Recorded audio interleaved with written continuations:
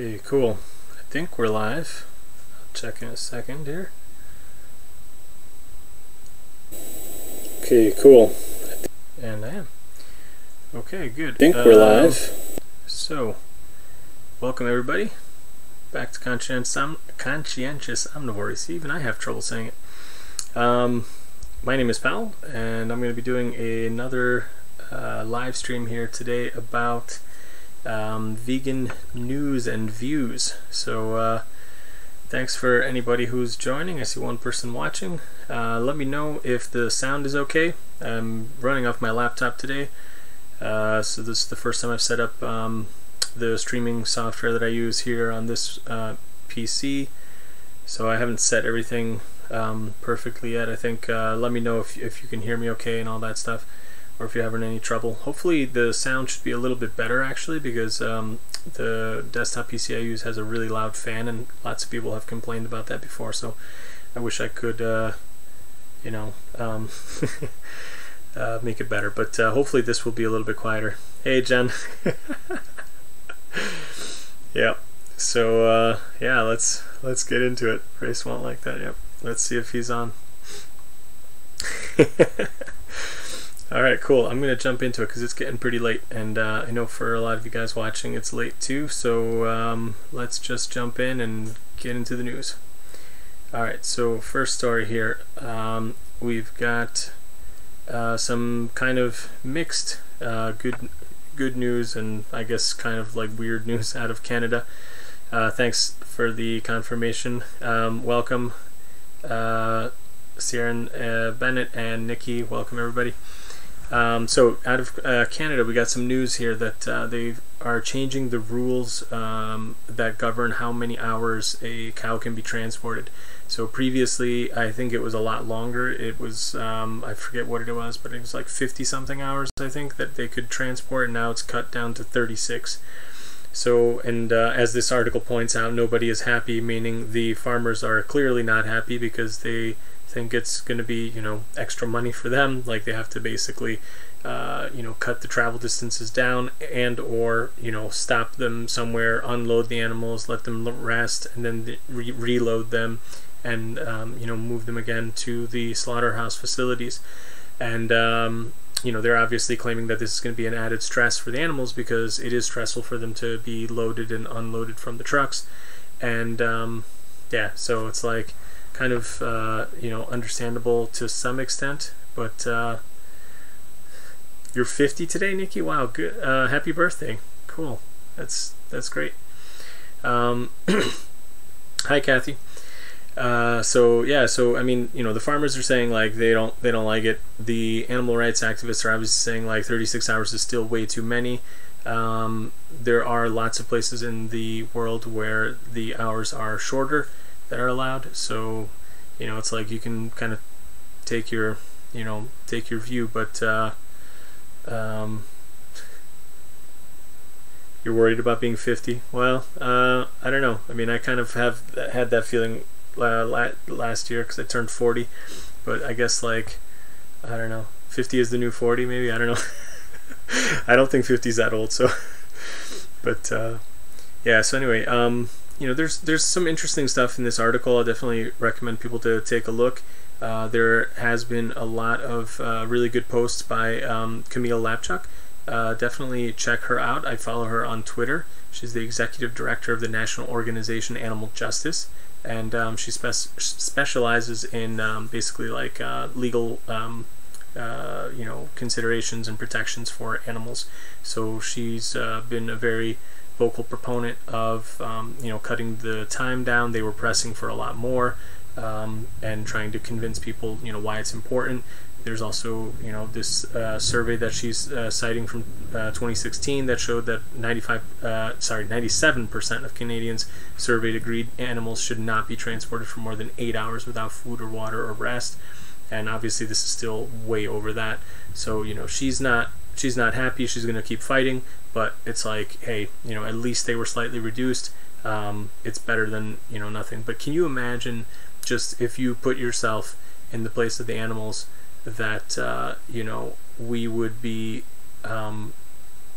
being transported, but basically to our deaths, but even just anywhere, like for a day and a half with no food, no water, many times with no heat, no cooling. So in the heat of the summer, in the cold of the winter, especially in Canada, I mean, these are like really extreme temperatures that these animals endure for a day and a half with no rest, no food, no water. And it's no surprise that many of them die along the way. And yeah, I mean, good on her for fighting this and trying to bring change, and good on all the people who supported it. And basically all I can say is like, yeah, like there needs to be more consumer pressure to force these laws to change, and put more pressure on the farmers. And as much as they always want to push this image of being these we care for the animals and all this kind of stuff, the truth of the matter is they care about their profit. And they're talking about how their statistics show that 99.9% of the animals make it to slaughter healthy with no signs of injury or stress. But still, with the hundreds of millions of animals that are getting killed like every year, that 1% is still like, how many animals that are dying or seriously injured and suffering for like a day and a half, 2 days, 3 days, however long it takes. And the other thing is that how are they determining whether or not the animal is injured or stressed is probably not the same way that you would if it was your pet dog or yourself. So yeah, anyway, interesting read. Definitely check it out, and follow Camille if you are on Twitter. She's really awesome. Nikki says 40 is nothing. Brightside, my sister made me a vegan chocolate cake. Nice, cool. You can't go wrong there. I would probably lie and say that I was 50 if somebody made me a chocolate cake, but a vegan chocolate cake. All right, so next story. I cover these pretty much just all the time, and not because I really want to show you guys these horrific pictures of the overturned trucks, but just to really make it sink in that if anybody's watching that isn't vegan, like, I mean, these things literally happen like every week. I do these streams about once a week, and almost in every single one of them I cover some type of car crash like this where hundreds of animals die. Sometimes if it's chickens it could be even more than that. Like it could be like close to 1,000 or whatever. I mean, it's just unbelievable like how often these things happen. And it also makes me very seriously question that statistic about the 99.9% getting to the slaughterhouse okay, because there's just so many of these accidents that I just can't believe that that's really only 0.1%. And maybe they don't count these because they're accidents. We'll see. But yeah, so I mean, I don't really want to get into the details here, but yeah, 200 sheep have died after the lorry they were being transported on overturned, and this was in the south of Scotland. 440 sheep were being transported, so you figure a little less than half died, and the driver suffered some injuries, and then they're going to investigate and blah blah blah. But I mean, it's horrible. Like, people just don't realize like how often these are happening, and it's just absolutely crazy. Yeah. Moving on. This was a topic. Ooh, getting a storm here. This was I don't know if you guys can hear the thunder. Pretty cool. Yeah. This was a story I covered a little bit. I think it was maybe 2 or 3 streams ago. Maybe it was 2 streams ago. I don't remember. But basically talking about the shameful practice in Spain, dealing with these galgos. These are basically like a greyhound type of dog, and the hunters basically, like, at the end of the hunting season when they're no longer useful, or if the dogs are kind of old and no longer running at their peak, they basically just kill them.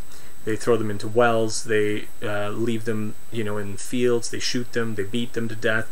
They will sometimes just put them in places that they can't get out of and let them starve to death. I mean, it's horrible. In the article that I covered before, I think they said that it was close to like 100,000 a year. This article is saying 50,000 a year. But in either case, let's just agree that it's like many thousands of these dogs are killed every year by totally uncaring hunters. And because they are considered working dogs, there's no regulation like prohibiting their cruel treatment or being shot or whatever. and it's just absolutely horrible. I mean, there's like pretty graphic pictures in this, so if anybody, you know, doesn't want to see that, I would say maybe skip this article, but definitely an important one to see and share with people so that they know, and put some pressure on the local authorities. There are some really good activists working in Spain to try and bring light to this issue and try to get, you know, support from the government to stop this abuse from happening. So it's yeah, it's really kind of crazy. Yeah, it's absolutely upsetting. Hey, Media's Murder, thanks for joining.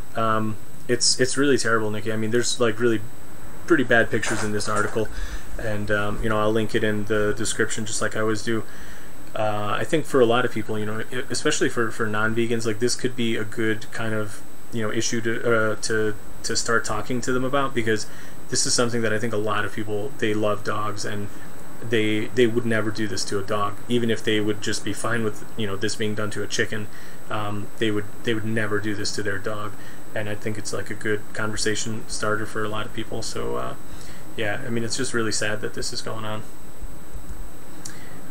Speaking of dogs, Snoop Dogg, I've talked about in the previous stream, so he's, I guess, been, you know, getting kind of a lot of like vegan kind of you know, burgers and all this kind of stuff, and he was photographed with a droll, and he had a pre-Grammy party, and he ordered everybody the Beyond Meat burgers from Carl's Jr. So I guess he got some like pretty good publicity there with the, you know, for them, and they like you know, sent back a positive message to him and all this kind of stuff, and he's encouraging, you know, people. I mean, he's got tons of followers. Like, I don't know how many people follow him on Instagram or whatever, but like I'm sure it's like a good gajillion people. So the fact that, you know, he's posting this is great, and you know, I just think, like, again, even if he's not vegan, just the fact that he's kind of like advocating for this in a way is really positive.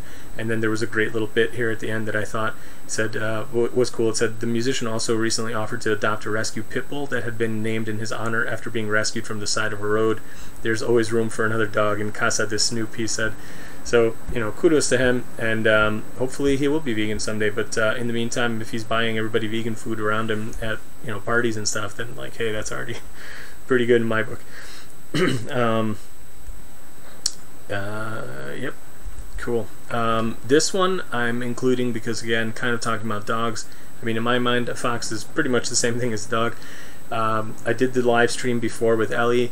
Shout out to Ellie, the Flumface. If anybody's not following her, give her a follow. And also, if you're not following Kate Powell on Twitter, I think she's on YouTube as well. I have to check, but yeah, she's awesome. And this is a crazy thread. If anybody is on Twitter, or even if you're not, just read through this thread. It's insane.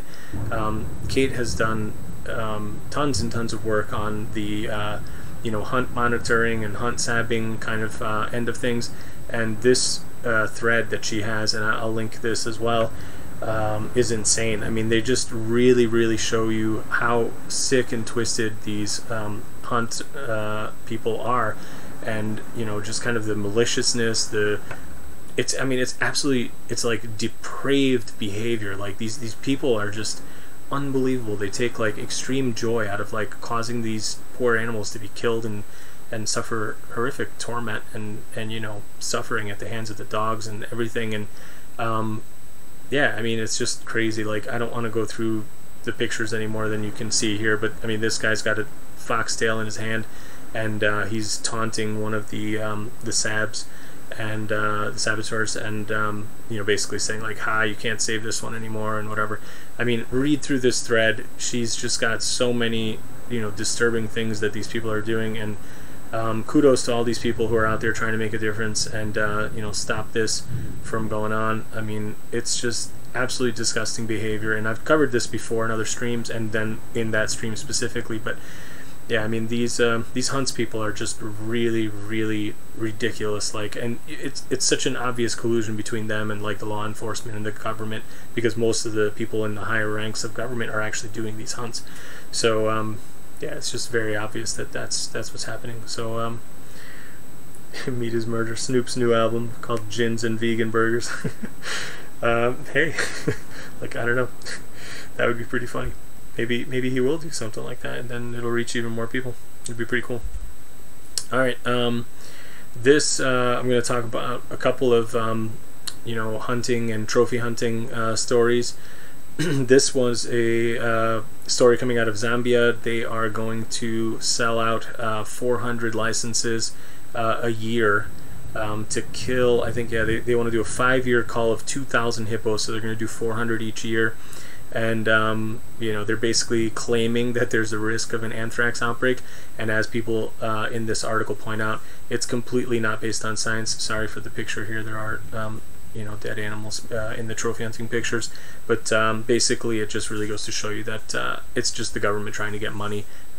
People pay big bucks to shoot these wonderful protected animals, and it's a ton of money that goes into these people's pockets.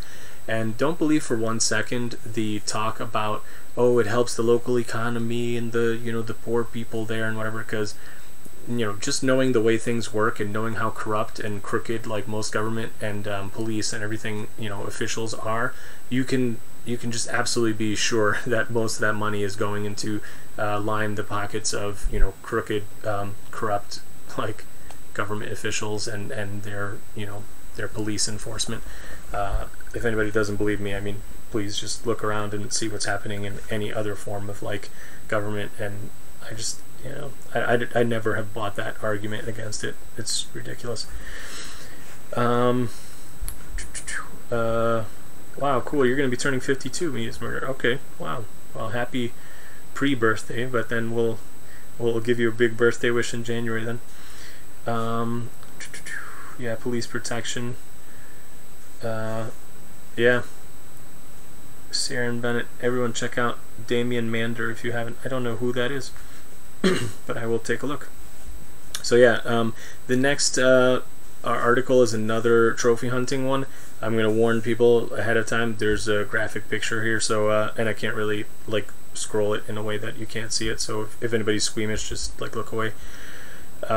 So this crazy woman shot a mountain lion in Colorado, and she basically posted it all to Facebook, and then then she got all kind of upset, I guess, that people started name calling her and pointing out that she's crazy and a psychotic crazy person, and this was on her bucket list, and she had a whole group of people. This is the part that I find to be extremely kind of funny in the sixth sense of the word, that like she's going around with this bunch of people who are her like guides, and what these people were responsible for was basically chasing and scaring the mountain lion up into a tree, where she then was able to set up kind of, I guess, like below the tree somewhere, and set up her nice little wood pieces here for like a little frame, and then with her big fancy high-powered rifle she was able to shoot the mountain lion out of a tree. And this is the part that kind of like really gets me, is that like these people are all like, I'm so in tune with my hunter whatever instincts, my killer instincts, and you needed a group of like, what is this, like 5, 6, 7 people to go and scare this poor animal. Like the animal didn't even want to attack. It was probably just trying to get away, the poor thing. And this idiot like thinks that she's such a badass, like killing this poor defenseless creature, and then she's just like, yeah, like I killed it. And it's like, man, this thing was just trying to run away from you, and you had enough time to post stupid pictures and video of yourself doing this onto Facebook while you were in the middle of the hunt. Like how ridiculous is this, that like in today's day and age, like this is what people spend money on, and as I've shown in the previous streams, I mean, people spend like ridiculous amounts of money to do this, and for what? So they can cross off a little check mark on their, I've killed that too, like, and now she'll go and kill some other poor defenseless animal. It's absolutely sickening. I mean, the only good thing I can think about it is that like maybe from all the bad kind of outrage that she got on her Facebook, maybe she'll like reconsider, because I guess she's taken down her you know, social media links and stuff. So, but it's just absolutely ridiculous. Like I just can't believe like people, you know, can appeal to this as this like killer instinct, you know, whatever kind of story. It's absolutely ridiculous. All right, so I'm going to move on. If anybody's was not looking, you can look back again. I've moved to a different story. Let me catch up on the comments here.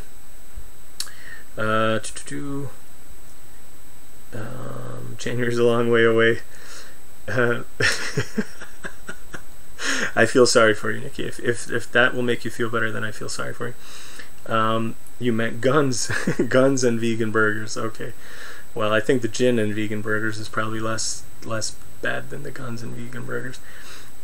Sierra Bennett, check out his video on TEDx. He's an ex-Australian Marines turned vegan anti-poacher in Africa. Okay, cool. I didn't remember the name, but I have seen that, and it's on my list to watch, because he was also on a podcast with Rich Roll, and I haven't seen it, but I didn't forget. I forgot the guy's name. Okay, so that's why it sounded familiar. You do not want to hear what I think. Let's hear it. Okay, he was on the Rich Roll. Okay, yep, Jen. And Jen's always good about reminding me to watch more Rich Roll, and I never do because I'm just a bad person. So sorry about that. Let's see. He's an inspiration. Okay, cool. Yeah. So okay. So yeah. Enough about the trophy hunting. Let's move on. This is a ice tsunami that hit New York. Upstate New York has been having tons and tons of like extreme cold weather, and I guess a lot of the ice that was frozen on the Great Lakes, it was breaking up from the huge wind that was blowing across the lake, and it's created these like massive, like at places 30 feet tall ice like tsunamis.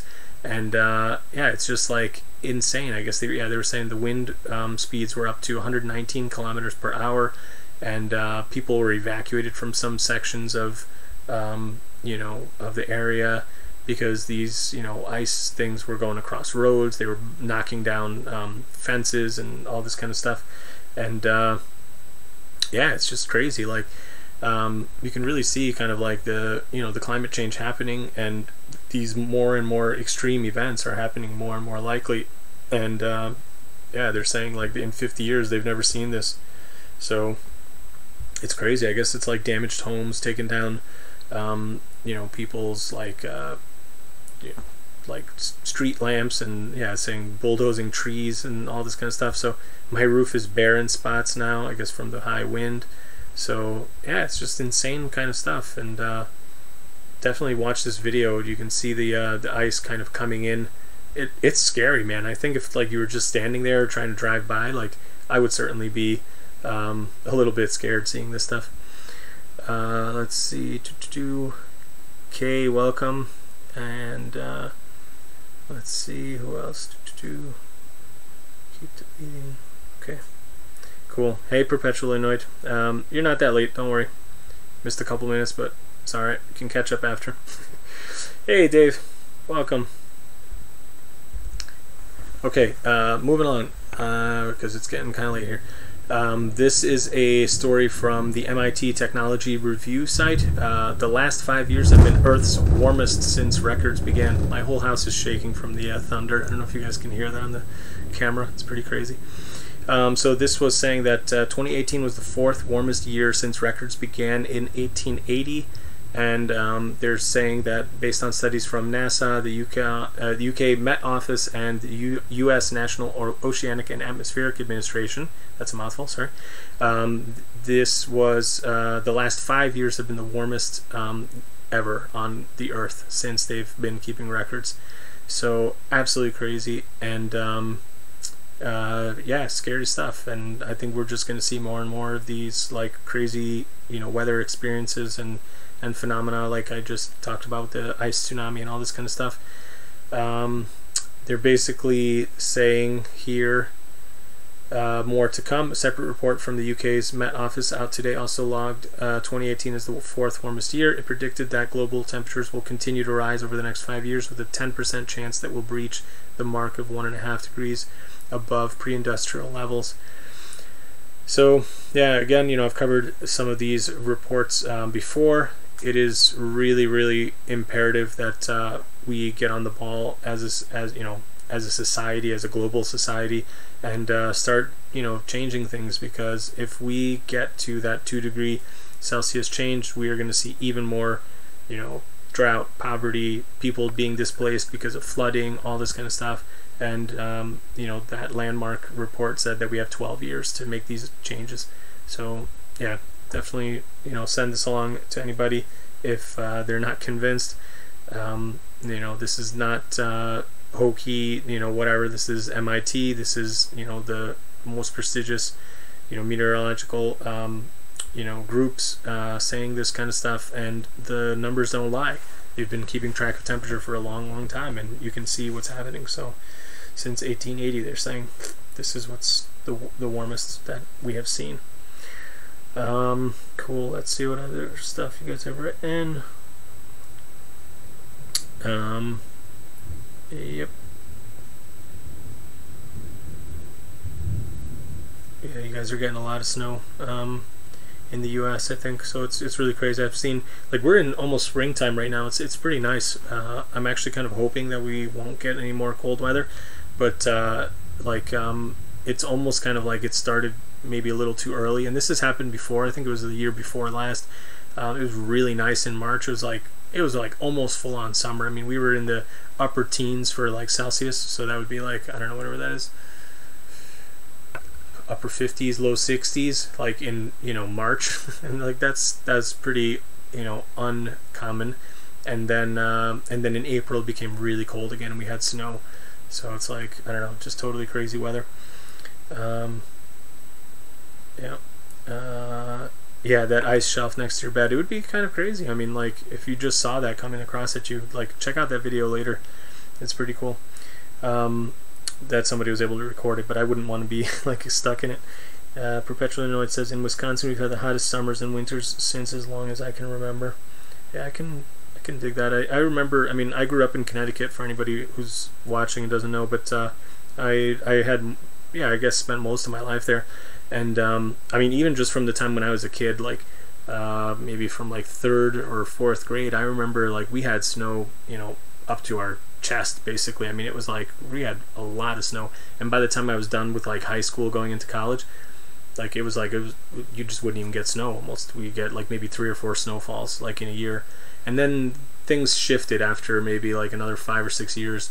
Basically, since the time I've been living in Europe, like in 2010, since then there have been some pretty severe winters in Connecticut. But like for a good, I don't know, 10 years or so, it was like there was like no winter, and it was a very stark contrast to like what I remember, like even just growing up. And that's not that like extremely long ago, but I remember talking to neighbors and stuff who had been like living on that street for like 30, 40 years or whatever, and we used to shovel their sidewalks and stuff. It was like this elderly couple of ladies that lived in one of the houses. I remember them telling me stories about how like the snow was like up to the roof and all this kind of stuff, like when they were kids. And yeah, it's just really different. Like things are going nuts.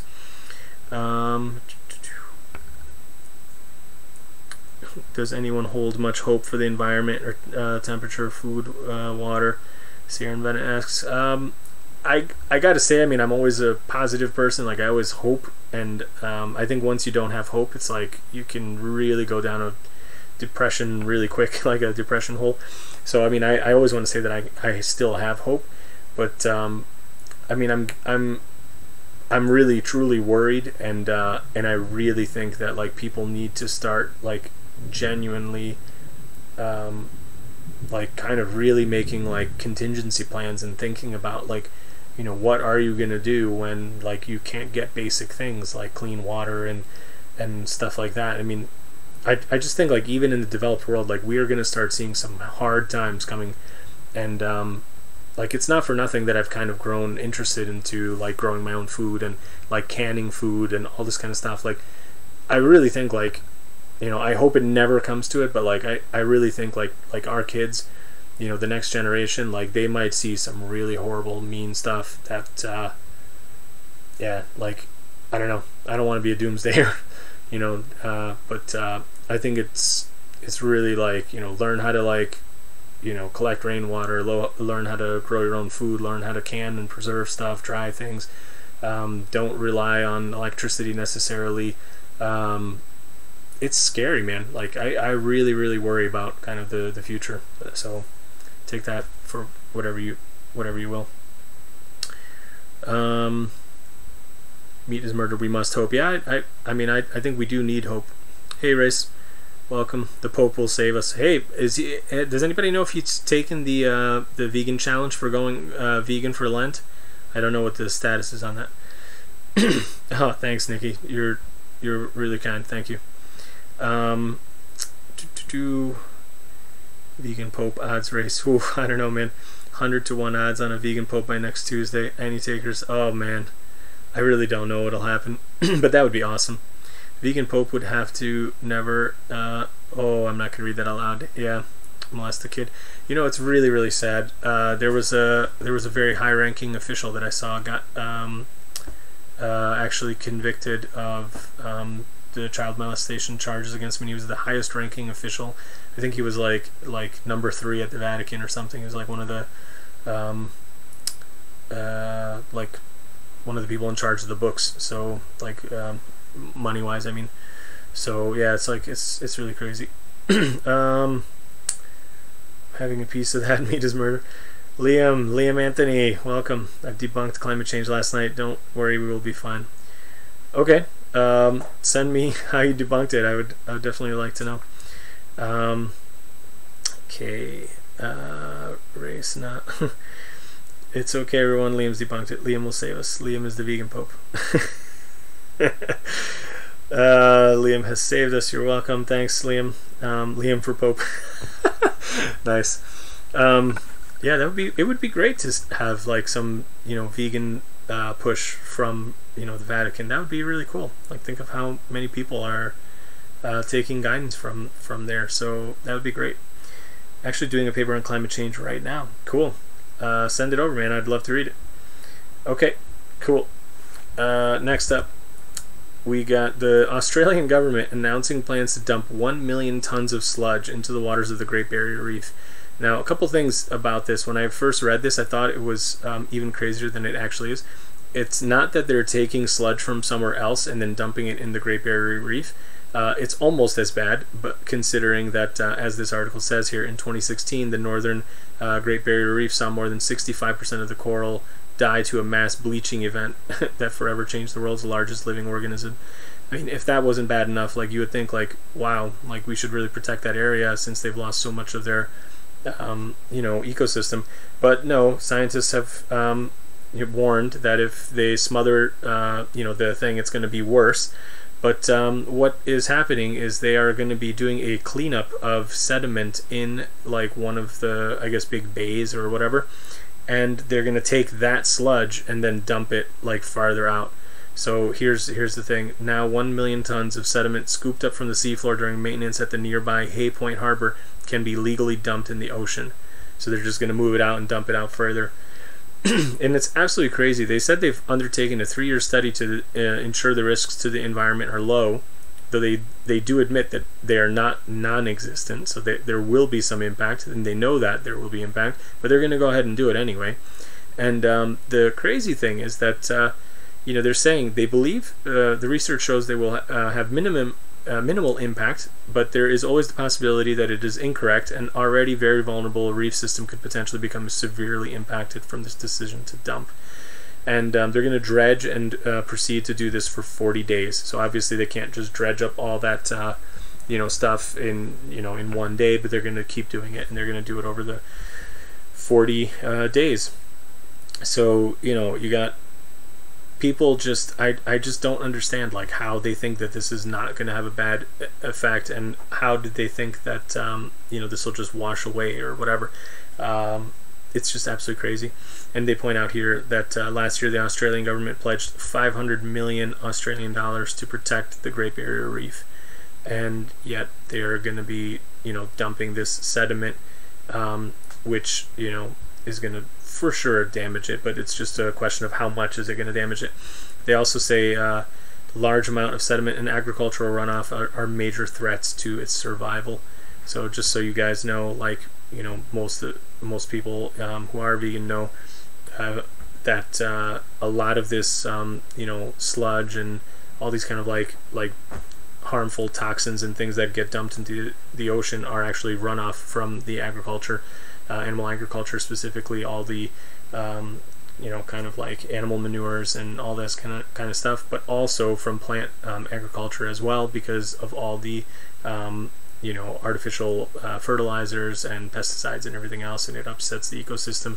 It upsets the pH, the oxygen balance, everything like that. Algae starts going crazy. It further reduces oxygen available for fish. There's mass fish you know, die off, and all this kind of stuff is all related. So let's see. Whoa, tons of comments here. Okay, let's see. Isn't the Great Barrier Reef dying? Well, yeah, 65% of it is dying, and or has already died in 2016.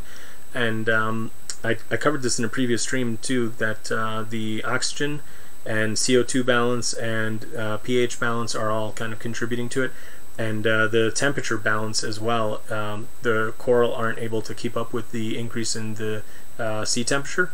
So with the rise of the temperature, they're actually bleaching. They're like dying out, and there are plans to try to repopulate some of the areas with coral that was able to survive the increase in temperature in 2016, and then they are basically planting these via like robots under the water. But you know, whether or not that's going to be enough to actually make sure that the whole thing doesn't die out, I think remains to be seen. Liam says environmentalists are communists. Maybe there might be some truth to that. Powell is an environmentalist, says Race. Yes, I am an environmentalist. Meat is murder. Yes, it's 50% or more gone. Yep. Liam Anthony, they are watermelons, green on the outside, red on the inside. That is hilarious. Powell is a communist. I wouldn't say that I'm anything-ist. I don't really like political ideologies, but I am certainly not a capitalist, and I certainly think that a bit of a shake-up in the, let's say, wealth distribution might be in order, especially with how things are going. Yeah, Great Barrier Reef is dead. It's hugely impacted. Meat is Murder says, I was just watching something about it the other night. Yeah, it's really crazy. Ray says, I'm a commie bastard. Yep, let's see. Okay. Environmentalists are trying to take over the government and rationalize the means of production and control, and oil is all. I'm not sure what you mean, Liam. But it's being destroyed. I knew Powell was only doing this live stream to take over the world. Jeremy Corbyn shouldn't. Think about it. NASA was created by Nazis. Holy cow. Where are you getting that from? Rule this world. Okay. You guys are just going crazy. I'm gonna have to start skipping over comments, otherwise I'll never get through all this stream. Space is fake. Look forward to forestation. Yeah, that would be cool. If anybody hasn't read the book Ecotopia, I highly recommend that. I know I recommended it to Dave recently in comments, and I may have recommended it before, but if anybody hasn't, check that book out. It's really awesome, because it kind of talks about communist and environmentalist kind of ideologies really well in a you know, in a fiction novel. It was written back, I think, in the 60s, and it's an awesome book. It's really, really cool, very fun read, and has some really great ideas and things that are actually kind of happening or have happened, and it's really cool. It talks about like how California and basically like the Pacific Northwest in the US, like they have a civil war where they secede from the mainland US, and they kind of form this what they call Ecotopia country, and it's all about like protecting the environment and like making sure that the, you know, the old growth like forests are protected and all this kind of stuff. I think if you guys are into this kind of thing, just definitely read it. It's a really cool book. I'll probably do a separate video about that book. It's really awesome. It's a fun read. Alright, let's see, what are you guys talking about now? Holy cow, man. You guys are typing too fast. I can't read this fast.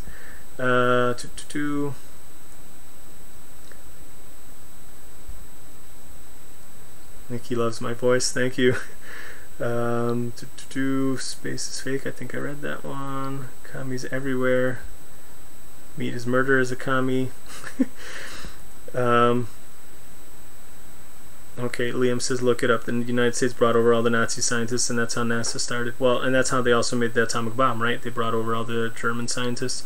I don't know if they were all Nazis, though. They may have been like people rescued from the Nazis, so I'm not really sure exactly all that stuff. Wasn't that Project Paperclip, maybe? I don't know. It sounds familiar. All the Z-Nazi rocket scientists. Liamists are climate change presuppositional apologists. Okay, alright. Nikki's gonna have a tree house, a nice tree house. Cool.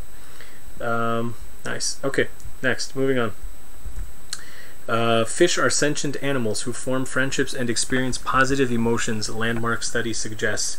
This was actually a pretty old article. I only brought it up because I want to talk about some of the next articles and put this into perspective. And unfortunately, there are still so many people today who are still kind of denying that fish have feelings, or that they've experienced pain, or that they're sentient. I mean, people just still to this day claim that they're like the the vegetables of the sea. And this article was interesting because it really talks a lot about kind of some of the tests and studies that they did on them. And what they found was that they have social buffering, which is very similar to how humans react when they are in social groups. So basically what they found was that when fish are alone, they tend to experience more stress and get more freaked out by either pain or like an environmental stimulant that could be like a hormonal thing or whatever, basically something that makes them feel like they're in danger. They feel more in danger and they react stronger to that when they're alone versus when they're in groups of their like friends or family or whatever. And they basically wanted to say that like, yeah, if anybody's still eating them, like it's basically you should realize that they definitely have experiences, they're definitely sentient, they definitely have feelings of like societal bonds and friendship. And it's kind of a crazy thing because they are even saying that, yeah, it's like the study itself was kind of a an ethical dilemma because they're killing the fish to determine all this stuff. So it's like it's absolutely horrible that we still have to do experiments on sentient animals to prove that they're sentient so that other people will stop eating them. It's like absolutely ridiculous. Like, I mean, if anybody has ever gone fishing, like I've said, like damn well that those fish experience pain and that they are sentient. And it shouldn't take like science, and especially not science on the order of like killing hundreds or however many fish to prove this. It's absolutely crazy. But I mean, it's an interesting article. Like if anybody wants to read it, or especially like if you want to send it on to anybody, if you get these kind of idiotic responses from anybody who's like telling you like you should just eat fish because they're not sentient or whatever. And this kind of also just goes to the point that a lot of people will say like, why do vegans not eat shellfish? They're not sentient or whatever. I just err on the side of caution. It's like you don't need to eat them. There's a whole host of environmental reasons not to eat them, and just the fact that they may be sentient, just because we don't understand them yet, it's enough reason for me to say like we shouldn't be eating them. And it's just plain and simple. And I also don't support any science to prove that they're sentient or not, because it's just totally unnecessary. And I get really annoyed by people who are trying to claim that like we should eat them. So yeah. Next article here. This was a interesting story that I read about a illegal fishing boat that they were, I guess, trying to catch for 10 years. And this article goes into like very lengthy detail about why it's so difficult to pursue and catch these illegal fishing boats. They are all over the world.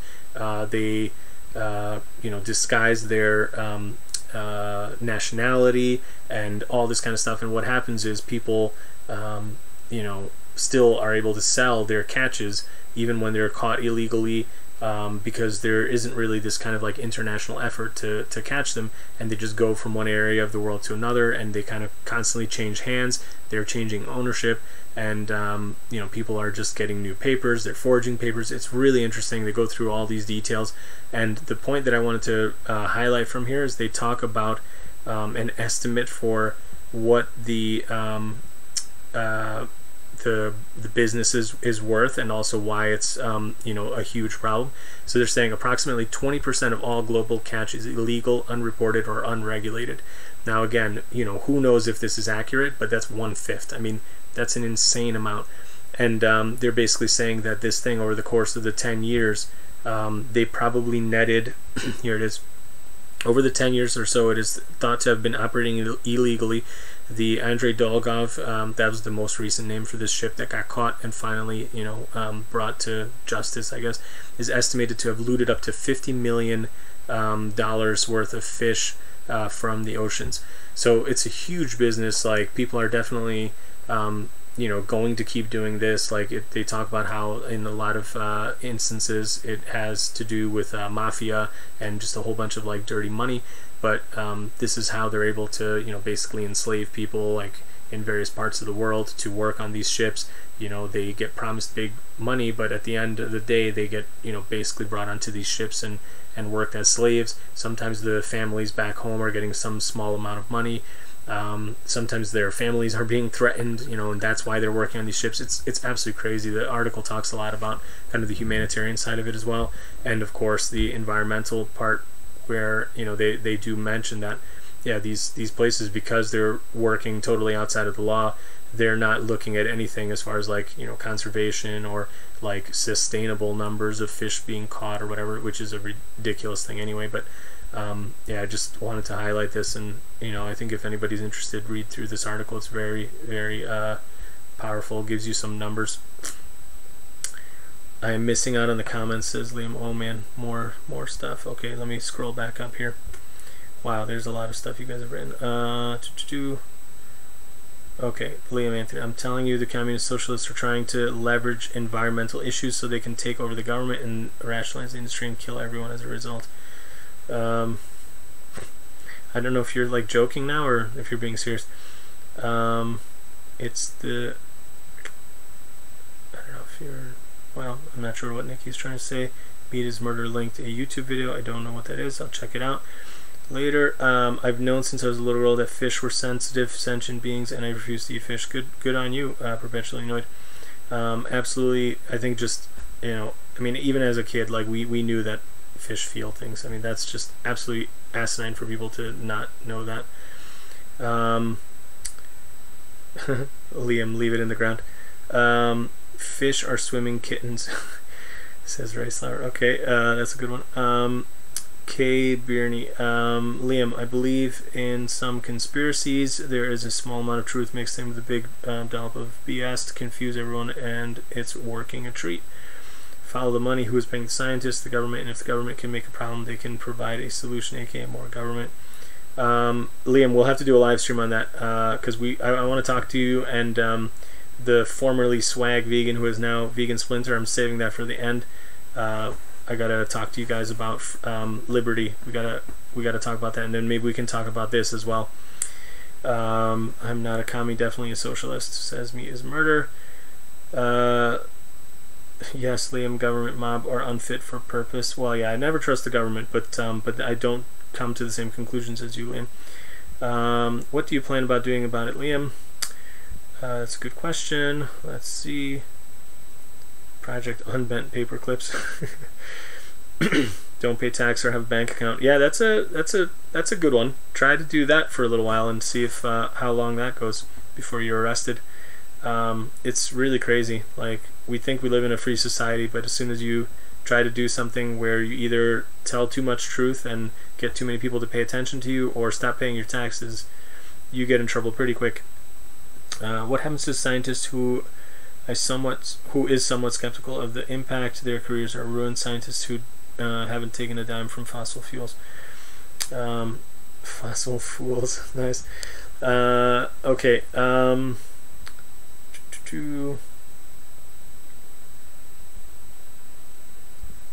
Nikki says she's a character from 1984. Let's see. Sorry, it's jumping all over the place. It's hard for me to see all this stuff. Nothing ever really deleted. Okay. You guys are trying to delete your comments. Okay. Raceler, why do you retract most of your statements? I'm curious. 10 years. 10 years vegan, Nikki? Is that what you're saying? We have to learn about fish. We have a lot to learn about fish. Yeah, I'm sure people will continue doing these horrific studies, sadly, but hopefully they can do non-lethal studies and just see how wonderful they are and smart they are and all this kind of stuff. I love this video, if anybody has seen it. I think I've covered it maybe in a previous stream, but there's this cool fish that as part of its mating ritual, it makes this very elaborate design in the sand. It's like this super beautiful kind of like ornamental like round shape, and it makes all these cool little like things in there. It's an absolute work of art, and it does it as part of its mating ritual.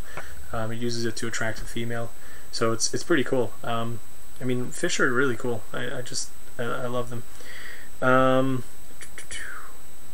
Good question. Perpetually paranoia. Why is it every 10 years they say we only have 10 years left? I don't think that's been the case, Liam. But yeah, let's move on, because I think we can just derail the whole conversation, and it's hard to do it with you chatting and there's a whole bunch of other people. Like, I really do want to talk to you about it. Like, we'll just do a live stream about it, because I think that would be really a good one.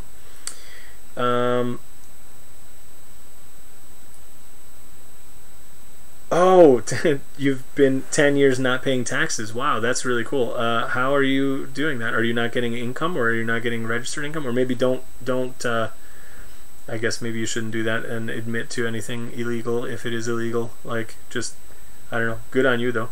That was actually kind of, one of the really positive things about moving away from the U.S., that I don't contribute into, like, the war chest anymore. Like, I don't pay U.S. taxes anymore because I don't earn money there, or I don't earn enough money here either, which would, force me to have to pay into U.S. taxes.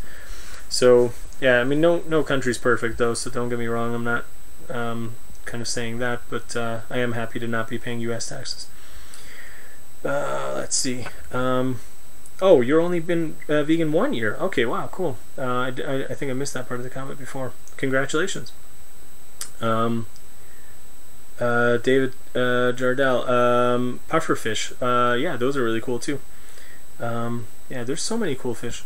And people say, like, octopi are really, really smart. They have, like, all sorts of kind of, like, studies and tests that have shown they have, like, really strong personalities, and they can, like, play tricks and stuff on, like, the researchers and all this kind of stuff. It's like, at the end, who knows? Maybe they'll find out that they're smarter than people. Who knows?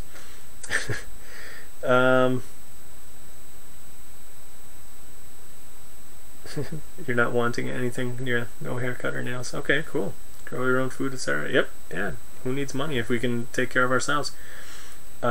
Fish have so much personality. Absolutely, perpetually annoyed. They really do. I had a pet fish a long time ago. Like, this was way back before I was vegan, and I loved that little thing. It was really cool.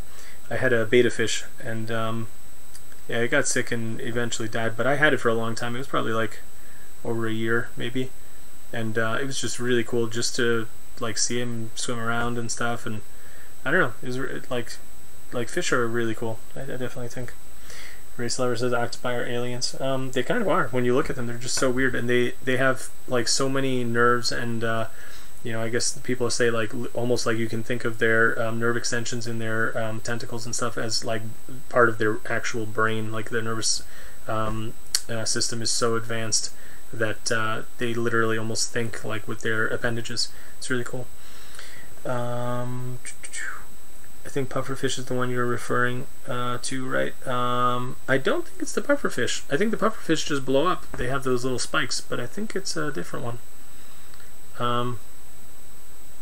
Bettas are good fish people. They breathe air like us. What do you mean by that? I'm not sure. Why aren't we moving to nuclear if there's such an urgency? Liam asks. Well, I don't think nuclear is a good option. I think there's a lot of problems with nuclear, storing all the radioactive waste, and also the dangers of the of the units themselves, like as we've seen from earthquakes or flooding or other kind of problems that have come up. If you look at the track record of all the earthquakes, sorry, not earthquakes, of all the nuclear power plants throughout the world, the track record is terrible. So I mean, if you look at just something like flying, and then compare that to the track record of the nuclear power plants, it's just, like they're miles apart. It's not at all like a safe thing. And also the cost of renewable energy is just coming down and down and down, and I've covered this in a previous stream that it's now on par or cheaper than all the fossil fuel options out there. So it's just going to keep getting better and better. And basically, if you can just get it from solar or from wind or like something like that, then why do nuclear or fossil fuel? That's my take on it.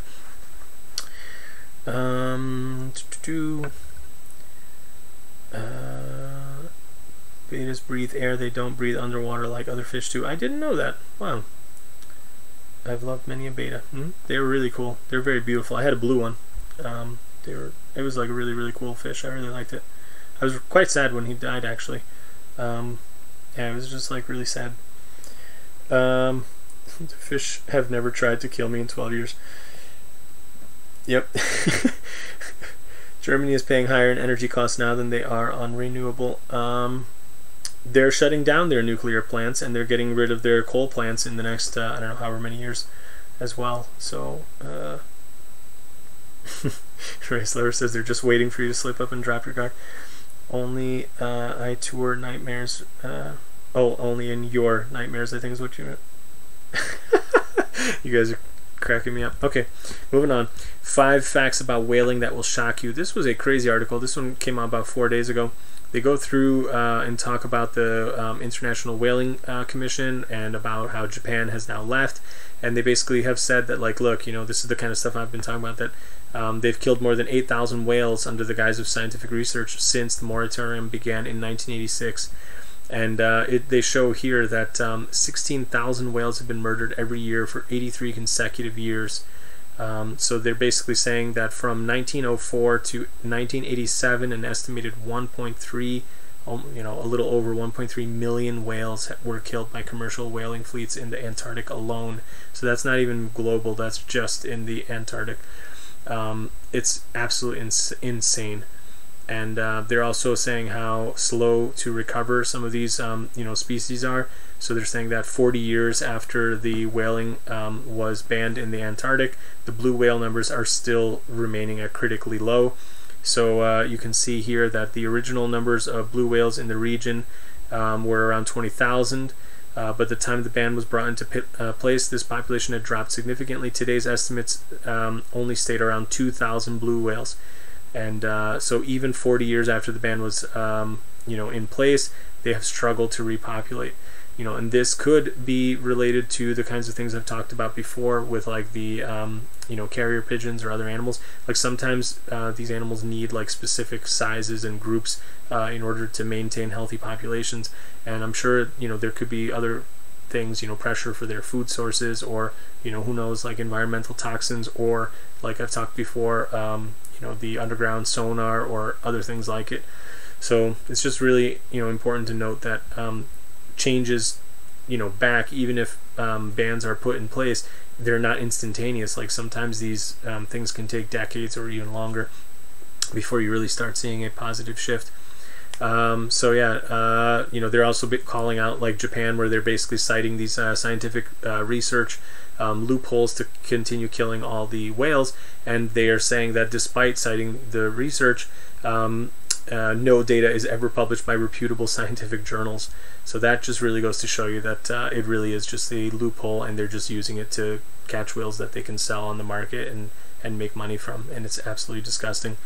So yeah, they're also talking about how I guess there are other countries that were in the Whaling Commission as well, who were getting bribed by the Japanese, or to basically like support them in votes and stuff, and supporting Japan's kind of continued citing of the research clause to hunt whales. So I think all of this kind of stuff, in my mind, really shows that like it's not that bad that Japan is leaving the Whaling Commission, because they were just flouting all of the kind of principles of it anyway, in the sense of the conservation and the ban on whaling. So yeah, it's just kind of kind of indifferent, I would say, like whether or not they're in it, and potentially maybe better.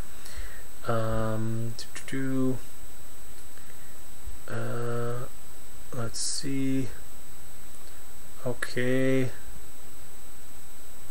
I can't stand whaling. These highly intelligent animals have such complex language we cannot even understand. It's so heartbreaking what humans are doing to them. It's absolutely terrible.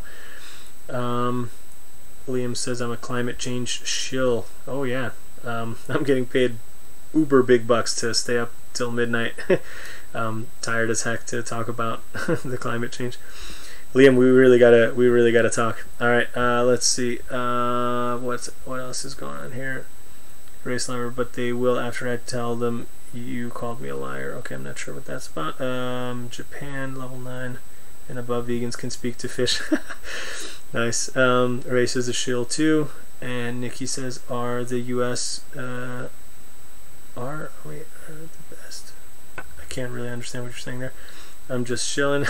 Japan and the U.S. are buddies, absolutely. I mean, basically, any country, looks at economic interests, and if they have something to gain, they'll overlook something that they themselves, might not consider to be all the best, thing. They'll just go along with it.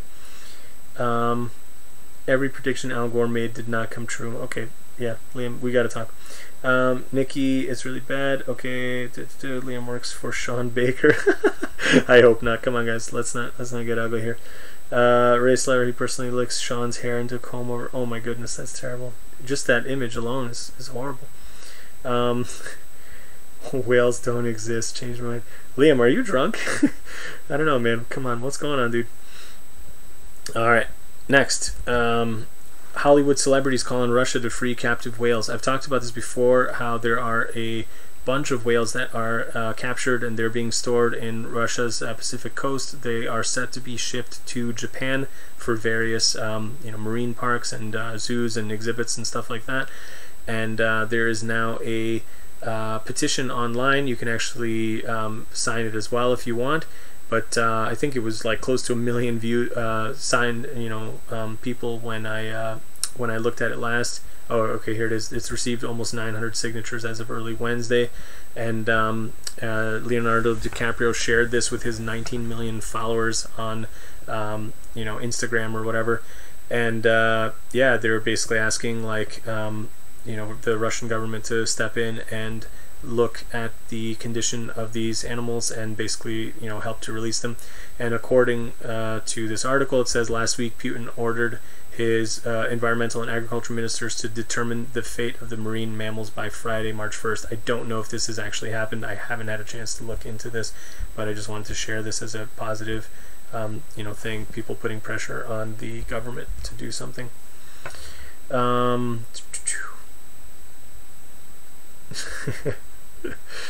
Thanks, Nikki. I'm actually kind of a funny guy because I'm not American. I just grew up there. I'm actually Hungarian, but I was born in Romania, and then I grew up in the U.S. and now I live in Hungary. So it's kind of like a weird thing. Take a price off of animals' heads. American vegans are better than Euro vegans. I don't know, Race. I don't know. And I'm not from Canada. Liam, Powell, climate change clearly is an issue, but to what degree? Are sea levels going to rise 6 feet in 100 years or 6 inches? Yeah, man, let's talk. I'm not even really that worried about the sea rise so much as all the other stuff that's happening, and it's definitely an issue. Okay, let's see. This one was another kind of crazy thing related to zoos from China buying up animals from around the world. Zimbabwe is going to export 35 elephants to China so they can be kept in zoos. And this is absolutely heartbreaking. They use helicopters to separate out these baby elephants from their herds, and they are in very clear distress. Elephants, they stick very close to their matriarchal society.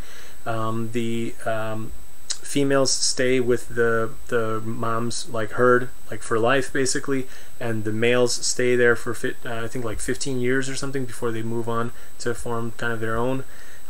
So these are basically extremely complex social bonds, family bonds that are being broken for money, and it's absolutely disgusting. And Zimbabwe, shame on you for doing this in today's day and age, especially with how endangered and low the elephants' numbers are, and they are going to be sold off to the highest bidder in China.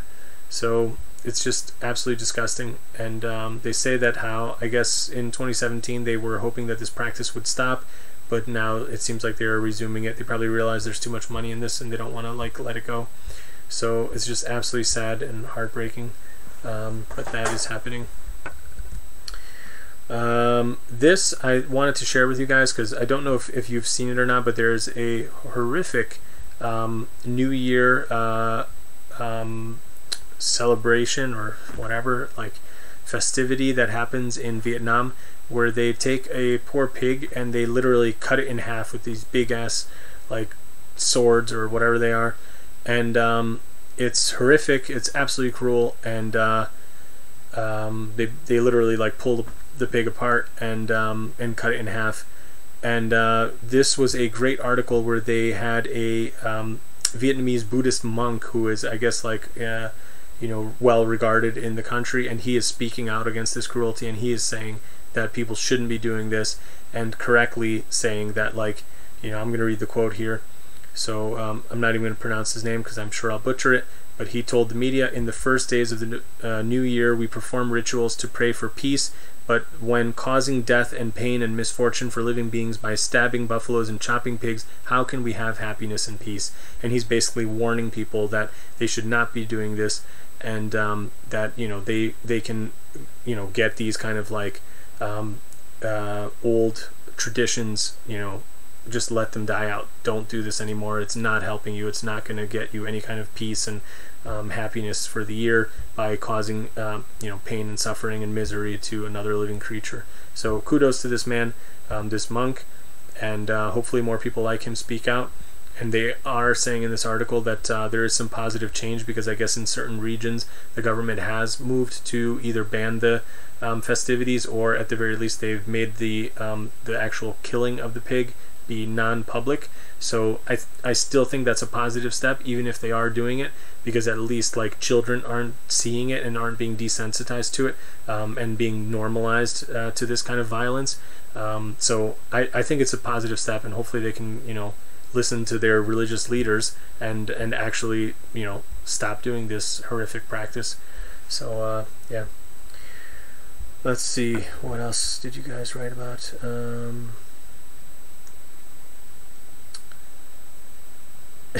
Ray Slayer says, pal, I'm sorry, but you're from Canada. We can't have American vegans saying European vegans are better. Okay.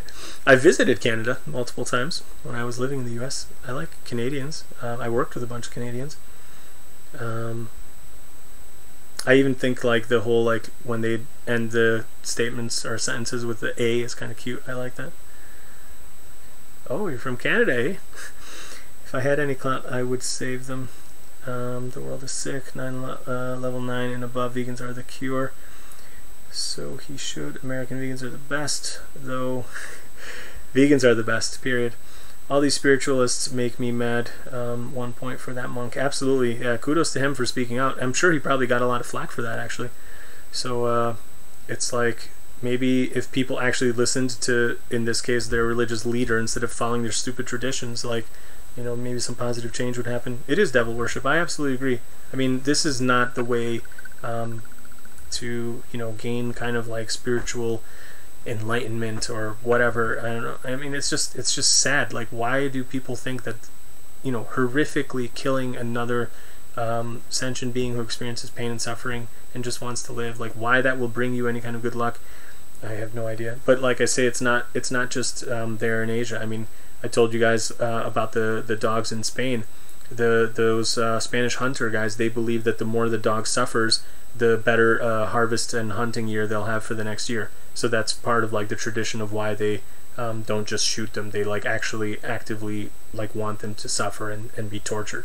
It's like, people are just absolutely insane. I have no idea how these kinds of things start. If you are against the use of fossil fuels, you want to murder humans. Liam, you really, like, I don't know, man, if you're drunk or like smoking something right now, but like it's bad stuff, you gotta put that down. Yeah, okay. Star Chill, I'm enlightened after eating a potato. Absolutely, Star Chill, you're the man. Welcome. Okay, next article. This one was a bit of good news from Canada. So my fellow Canadians. Dairy farmers were forced to remove misleading ads. They put out these stupid ads that showed that milk has 0 growth hormones. And this was the ad here. You can see it. There are 0 growth hormones in milk produced in Canada, like none. And the ad standards committee or whatever agency has basically said, like, yes, they sided with the animal justice concerned citizens who said that it was a misleading statement and not true, and they were forced to take down the ads. So awesome, good for them. And yeah, like this is awesome stuff. So hopefully, you know, people are looking at these kind of silly ads and totally misleading ads and getting these companies in trouble with the, you know, ad commissions or whatever these groups are called. So yeah, they filed a complaint and they won. Kudos to them.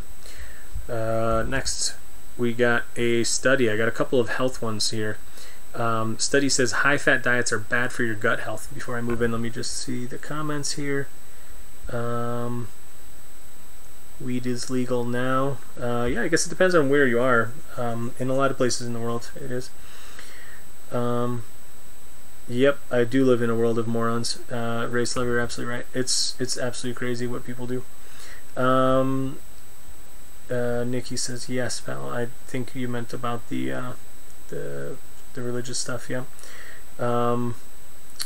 Let's see. Andronochrome? I have no idea what that is. Race. I don't know what that is. Start Chill. Oh my god. CO new 2019 study done on estrogenic effects in humans after drinking cow's milk. While you're on the dairy topic. Oh, cool, man. Send it over. I think that's always a good one to share with anybody who's telling you not to eat soy because they're worried about the phytoestrogens, which are completely different from the actual estrogen that is found in dairy milk, and people just don't want to believe it. It's like, it's really crazy.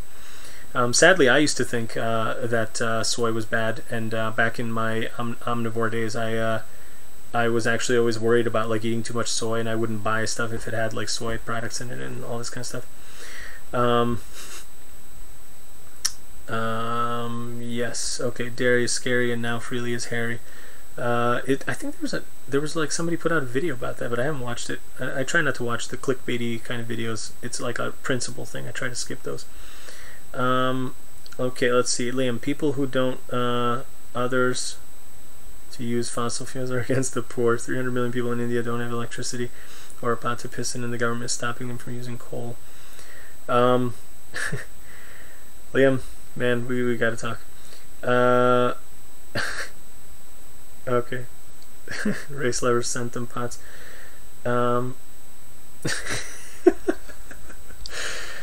Okay.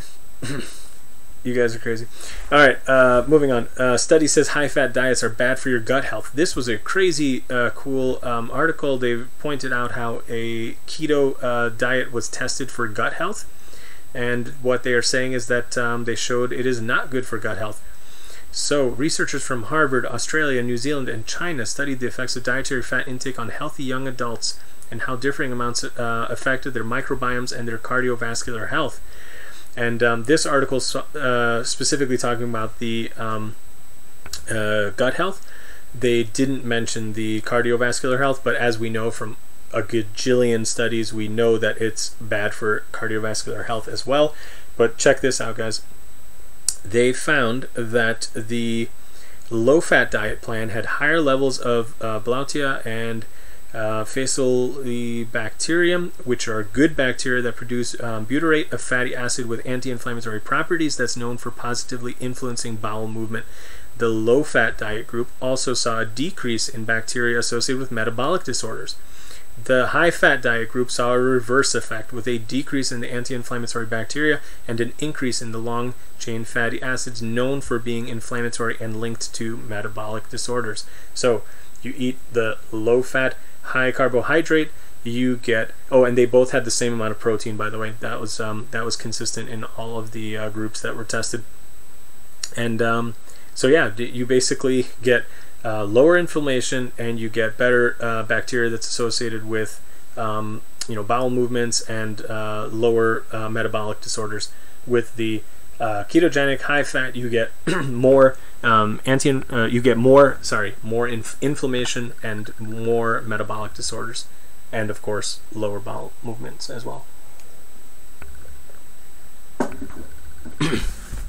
So, I mean, most people probably watching know this already, but again, just nice to have another study that shows the same thing.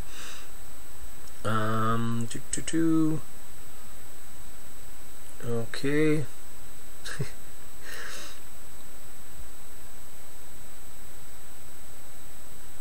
Okay. Liam and Raysar off in Star Wars land. Okay. You sent me the study. Cool. Start show. Thanks, man. I'll definitely take a look. Next, keto crotch is the latest icky side effect of going on a low-carb diet. And you thought keto breath was bad. So this article is talking about how people going on a keto diet are reporting that they are getting stinky down there.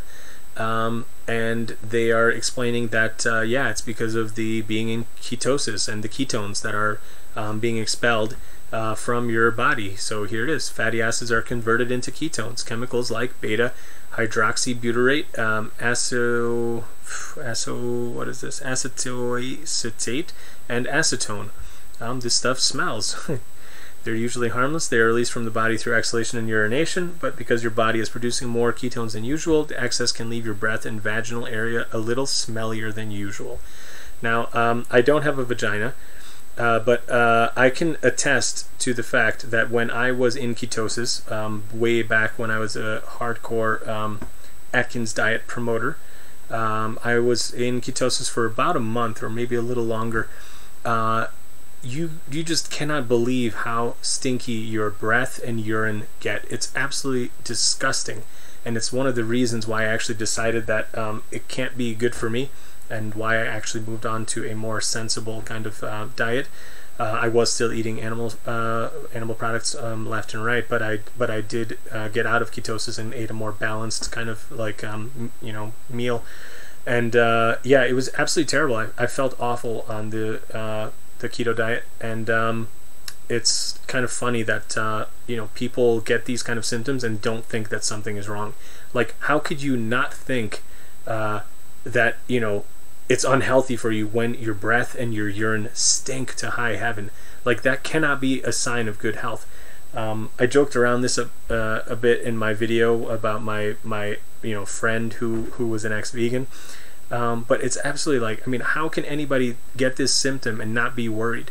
And this article talks about how people on Reddit are like asking each other like, how normal is this, and does it go away, and all this kind of stuff, and they're basically telling you like what you can do to like try to mitigate it, and it's just like, it's like, or you just eat like plants and not get this disgusting like side effect. It's just absolutely ridiculous. So yeah, anyway, let's see, what are you guys saying?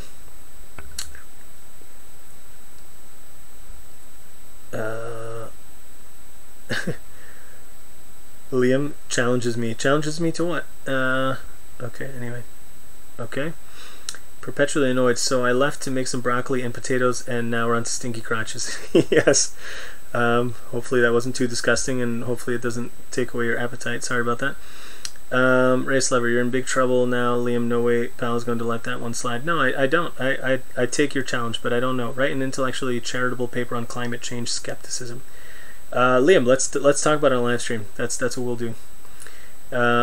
Yeah, Star Chill, I was on Atkins. It was crazy. I was crazy.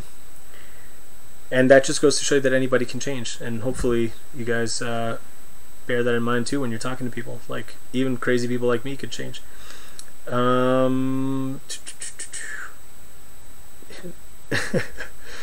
Okay. Also, no human population is in ketosis, not even the traditional Inuit or Maasai. Yep, I've read about that too, and I think it has to do something with the amount of glucose in the blood of the animals that they're eating is enough sugar to actually keep them out of ketosis. I've read about that. I missed Liam's comment. He's deleted it. Siren Bennett. My missus always says my piss stinks, but I'm high carb. Sometimes if you eat certain vegetables, they can also make your urine stink. I know for a lot of people, asparagus is like that. Asparagus makes your urine smell. Other things that are like it, so I think like broccoli and like kohlrabi and those kinds of things, like cauliflower, those things can make your urine stink as well. If you're eating a lot of Brussels sprouts, I think that can also make your urine stinky. So maybe just check kind of some of the stuff you're eating. Not even carnivorous cats and polar bears, Star Chill says, are in ketosis. I didn't know that, but well, I know like bears eat berries and stuff as well too. So I'm retired from live streaming. Oh man. Well, maybe we'll just chat then, like offline. I'm happy to do that too, man. We'll just do a hangout, and I won't stream it. Okay. This is Liam's third retirement now. Well, I keep wanting him to come back. He had some really great videos, man. I wish you put back all your videos. I think they were great. WTF, yeah. Liam, I'm not even on Discord anymore. Okay, well, I've never been on Discord, so we can just do it. We can just do a hangout, Liam. We'll just chat, man. Yeah, Star Chill. The Inuit adapted to eat the muscle glycogen of animals. Yeah, I think it's basically just literally the glycogen they have because they eat so much raw meat. It's not cooked. It's not you know, kind of like destroyed, and I think they drink a lot of blood as well. So they get sugar through that.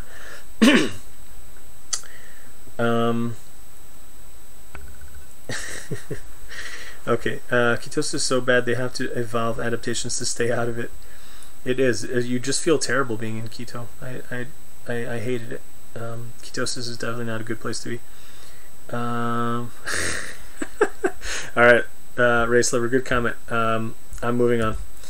Okay, that really is foul. Family discovers that their £4 50 Tesco chicken still has its innards, and it even had some of the waste inside of it, so they could find some corn inside the chicken. And this poor distraught family, the father and daughter, took a selfie and they posted their story, and they went back and crazily enough, they were so offended by this poor chicken still having its innards and that it smelled bad and whatever. They took it back, and it said that they ruined their their Sunday meal and all this kind of stuff. And Tesco apologized to them, and they gave them they let them choose any meat up to a value of £10, so they more than doubled the money that they spent. And they have vowed to investigate the incident, but the lady here, Miss Stroud, said the incident had left her distraught, and they bought it for $4.50, thinking it was a good price for a big chicken. We put it on the tray, and we looked inside, and it was absolutely shocked. It made me feel sick, and the chicken smelled revolting, blah blah blah. And then the crazy thing is, oh sorry, there's going to be pictures here. Sorry guys, if anybody's squeamish, just close your eyes. But I got to read some of the later parts because you guys have to see what their reaction is here. So we took it back to Tesco's, and and demanded, I don't know, that's a typo, and demanded we speak to the manager. She came over to apologize and asked if we wanted another chicken. I couldn't believe it. So after they turned down the offer of a replacement chicken, the pair settled on pork on a bid to salvage their Sunday lunch. So it's like these people are revolted by what they have seen. They realize, like, oh my god, this is an animal. It had a digestive tract. It ate corn, you know, all this kind of stuff. And what did they do? They just go and buy the body of another animal, and they're just like, okay, we'll just stick to pork. You know, this is going to put me off from eating chicken. It's like, it's just absolutely ridiculous. And, you know, they, like, just goes to show you the disconnect that people have. Like, yeah, it's just, I don't know. I just don't even know what to say to this. Like, you know, they're basically saying, I need to get the message out, not just to Tesco customers, but to all different supermarket customers. Be extra careful when buying meat and always expect the unexpected. It's like, why is that unexpected? It's like, it's a poor animal that got cut in half and, you know, put on a stupid tray for you. And, yeah, like, sometimes you find innards and other things that, you know, were part of the poor animal's body in there. It's just absolutely crazy. But they go off and just buy another, you know, another animal. Absolutely nuts. Let's see. Oh, more stuff here.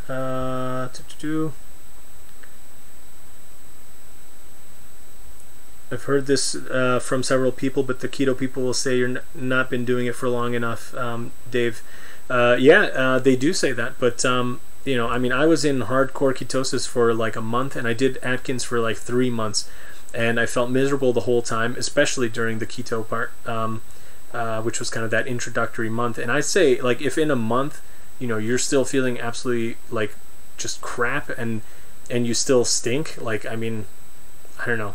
I don't really know, like, how long is it supposed to be that you should stay stinky and miserable before, you know, before it'll get better. It's just clearly not a good sign, I think. But yeah, you're right. I mean, people in the keto community will just say, like, oh, I've been in ketosis for 9 months and whatever. And a lot of times I don't even actually believe them. A lot of times people have no idea whether they're actually in ketosis or not. They don't really understand how low carb you have to actually be to be in ketosis. And I've even seen really good write-ups online by people who are very much not vegan, so it's like, it's definitely not a vegan propaganda, and they actually call out low-carb people. Some of them are actually like ultra runners that I've seen, where they claim to be low-carb, and maybe during their normal kind of life they are low-carb, but then they also went through in this article and showed like what this one particular guy ate during a race, and they're absolutely not low carb during the race. So I actually do question whether or not some of these people are actually in ketosis, you know, for as long as they claim to be. I wonder. I kind of don't think they are. Sarah and Bennett, they get loads of sugar from milk too. Are you talking about the Inuit? Because I don't know, what kind of milk are they getting? Like I don't know what. I don't know that they drink a lot of milk.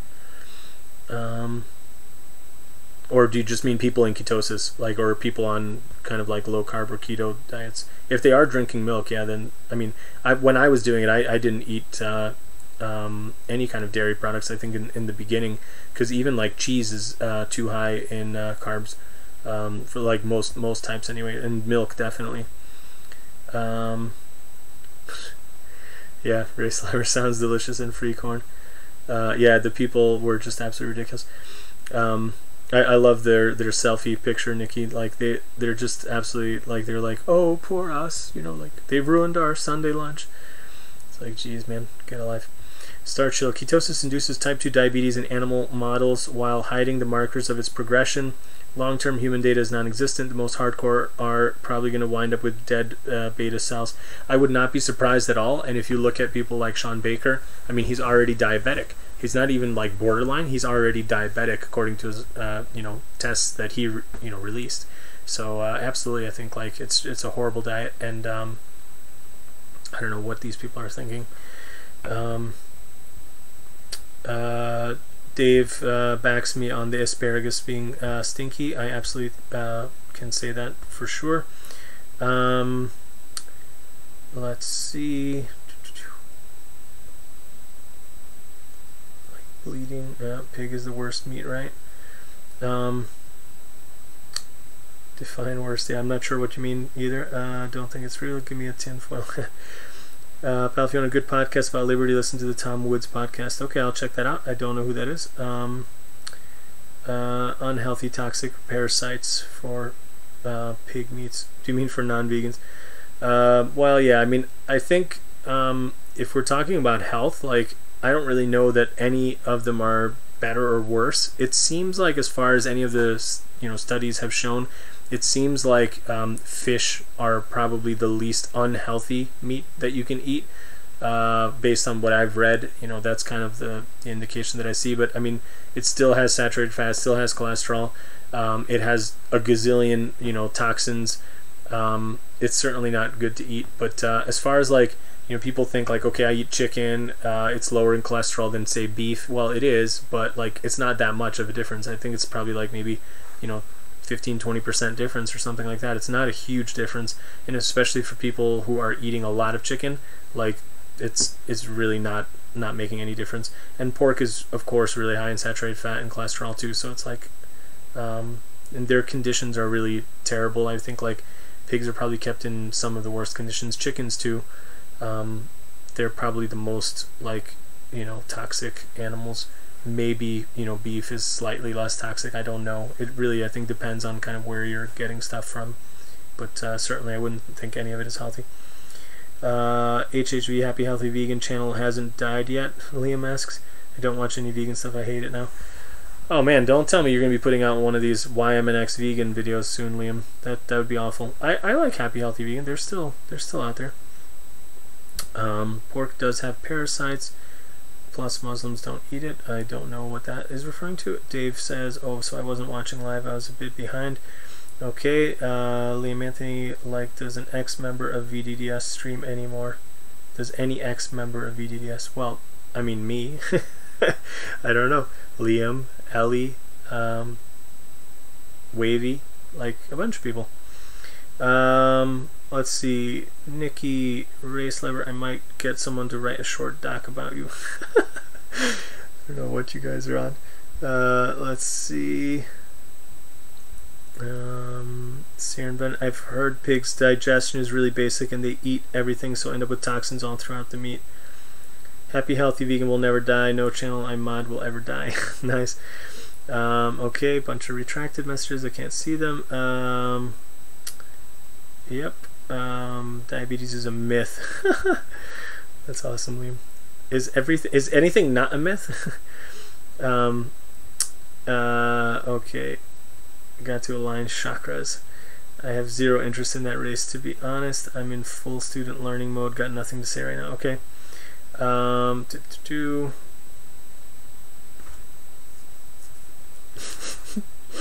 guys are funny. Okay, getting back to things. Let's see.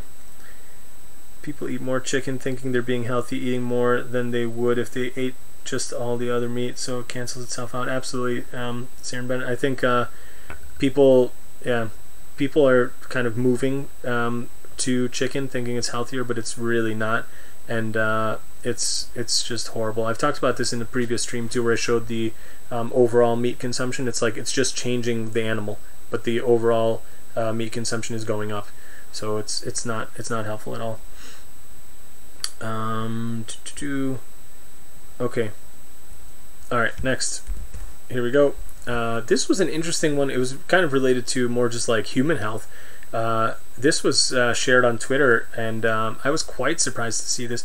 Air quality on cruise ships' decks were measured, and they found that the air quality was worse than some of the world's most polluted cities. So they looked at various kind of like parts per million, whatever, fine particulate matter on the cruise ships' decks, and what's been found is that a lot of these ships are using really low grade, kind of like sludgy oil, kind of like diesel type fuel, and the exhaust kind of blows back onto the deck at times. And what they found was that the fine particulate matter was so high that it was actually on par with some of the worst air quality in the world. So here you can see they said the device found that air on the deck downwind of and directly next to the ship's funnels had 84,000 ultrafine particles per cubic centimeter. Directly next to the funnels on the deck, the number skyrocketed to 144,000 with a peak at 226,000. This is more than double the average found in central London's Piccadilly Circus, where using the same device the dispatch team recorded 38,400. So it's absolutely crazy. And then they said these are levels that you would expect to see in the most polluted cities in the world, like Shanghai, Delhi, and so on.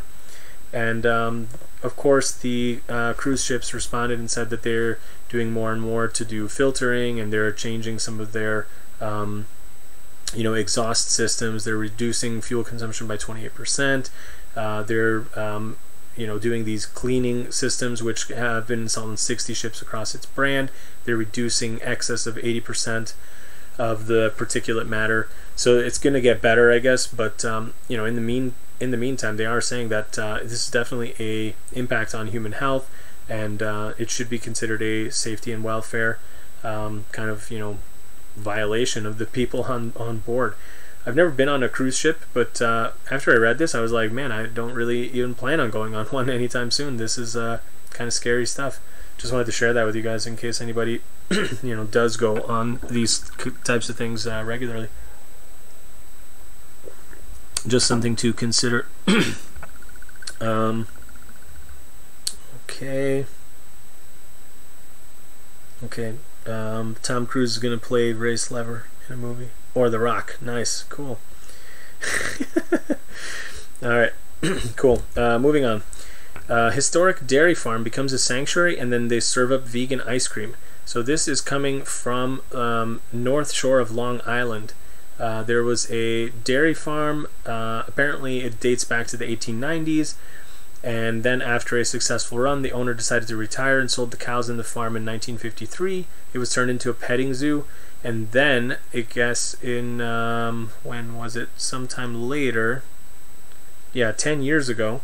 This lady, Pamela Veitch, banded together with people in the community and a bunch of volunteers. They formed a non-profit, Friends of the Farm. They bought the place, and they have now turned it into a farm animal sanctuary, and they sell vegan ice cream and treats to help fund the farm. Unfortunately, these pictures didn't load correctly, but I assure you that if you look at this link, you will see some super tasty vegan ice creams and cakes and pastries and cookies and what have you.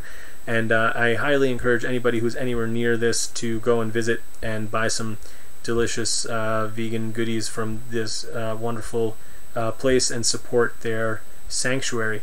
So please go check it out. This is not a recent article, but it's just something that I came across only recently, and I wanted to share it. So go check it out. They have a website too. It's linked here in this article. They are called, what is it? Annabelle's something or other. What is it? Anyway, go check it out. It's in here somewhere. So check them out. Okay, let's see. Start chill. Dietary cholesterol has an estrogenic metabolite called 27-hydroxycholesterol. Okay, don't know. Oh, estrogenic. Oh, wow, okay. That's interesting. So yeah, that's another good reason to not eat cholesterol, because it'll mess up your hormones. I could definitely see that. Liam wants me to say something controversial. Yeah, I say lots of controversial stuff. I'll save one for the end. Stick around. Shout out to everyone. Yes. Good. Next, UK red meat consumption drops nearly 30% in a decade. This goes along with what we were just talking about, Sarah and Bennett, how people are switching to chicken. I worry when I see this kind of stuff, because as I pointed out in previous streams, a lot of times people just simply start buying something else, and they also don't realize that pig meat is red meat as well. So people think like, oh, I don't eat cows, then then they're fine, and they think that only cows are red meat, when in actuality any mammal is red meat. So sheep, pigs, goats, whatever, they're all mammals. They're all red meat, and that is all considered by the World Health Organization to be a likely carcinogen. The processed meats are a known carcinogen, a definite carcinogen, but people are switching to things like, chicken and turkey, and they think that that's helpful. But this was kind of more along the lines of the data showing that people are consuming less red meat, which is good. But anyway, just always kind of keep that caveat that, like, yeah, it's good if they're reducing their meat consumption, but if they're just switching their meat to another type, that's certainly not good. Okay, Liam, you need me to end it soon, so yeah, well, stick around because I'm almost done here. There's not too many left. Check out the Tactical Medicine's new video on the mechanisms of cholesterol. I will check that out. It's my son's birthday today too. Wow, cool. Happy birthday to him, Perpetually Annoyed. That's really cool. Technical Medicines video is legit. I don't even know. What is that? Tactical Medicines? That's the name of the channel? I'll take a look. Cool. Pie is better than cake. Maybe. It can be. One of the best birthday cakes I ever had. My wife made a wonderful apple pie, vegan, naturally. A vegan apple pie, and it was like the best birthday cake I've ever had. But it was a pie. Val gave Nikki a birthday shout out and then gave me something, then get me something for her birthday. What? Oh, I'll give you something for her birthday race. Okay. Anyway, Tactical Medicine. Okay, cool. I will check it out. That's the name of the channel. All right, nice. Moving on. We got to get to the end of this. Rat was saved from a manhole by the German animal rescue team. So basically, like, these firefighters showed up. Some kid found this poor rat. It was too large to get through, and it couldn't go back. So they basically somehow called out the animal rescue, and they got it out, and they saved it, and people were happy. And the reason why I shared this was because it's awesome to see, like, a whole bunch of people come out and save this poor little rat. But what do people do when they see pigs and chickens and cows in the farm? It's like absolutely kind of mind-boggling, the difference that people can have so much sympathy and empathy for this one little creature, and they should. I'm not saying they shouldn't, but then at the same token, they will go and enslave and kill all these other animals for food. It's just mind-boggling. And if you think about it, like, this is just one little rat. Like, it's like it's awesome to see it, but, like, what are we doing? It's just crazy. Here's another one. This one comes from New Jersey. This lady got in trouble a couple of years back. So yeah, in 2016 she was charged for releasing a bear from a trap. She actually opened the trap and let it out. It was a baby bear, and apparently she was charged with obstruction of, like, some kind of, like, animal justice, whatever the heck, I don't know, because there was a complaint about a bear in the area, in the neighborhood, that apparently kind of, like, got aggressive or charged at a person. It didn't actually hurt the person, but they put in a complaint about the bear, and they were trying to catch the bear. And the trap actually ended up catching this other smaller bear. It was like a baby bear.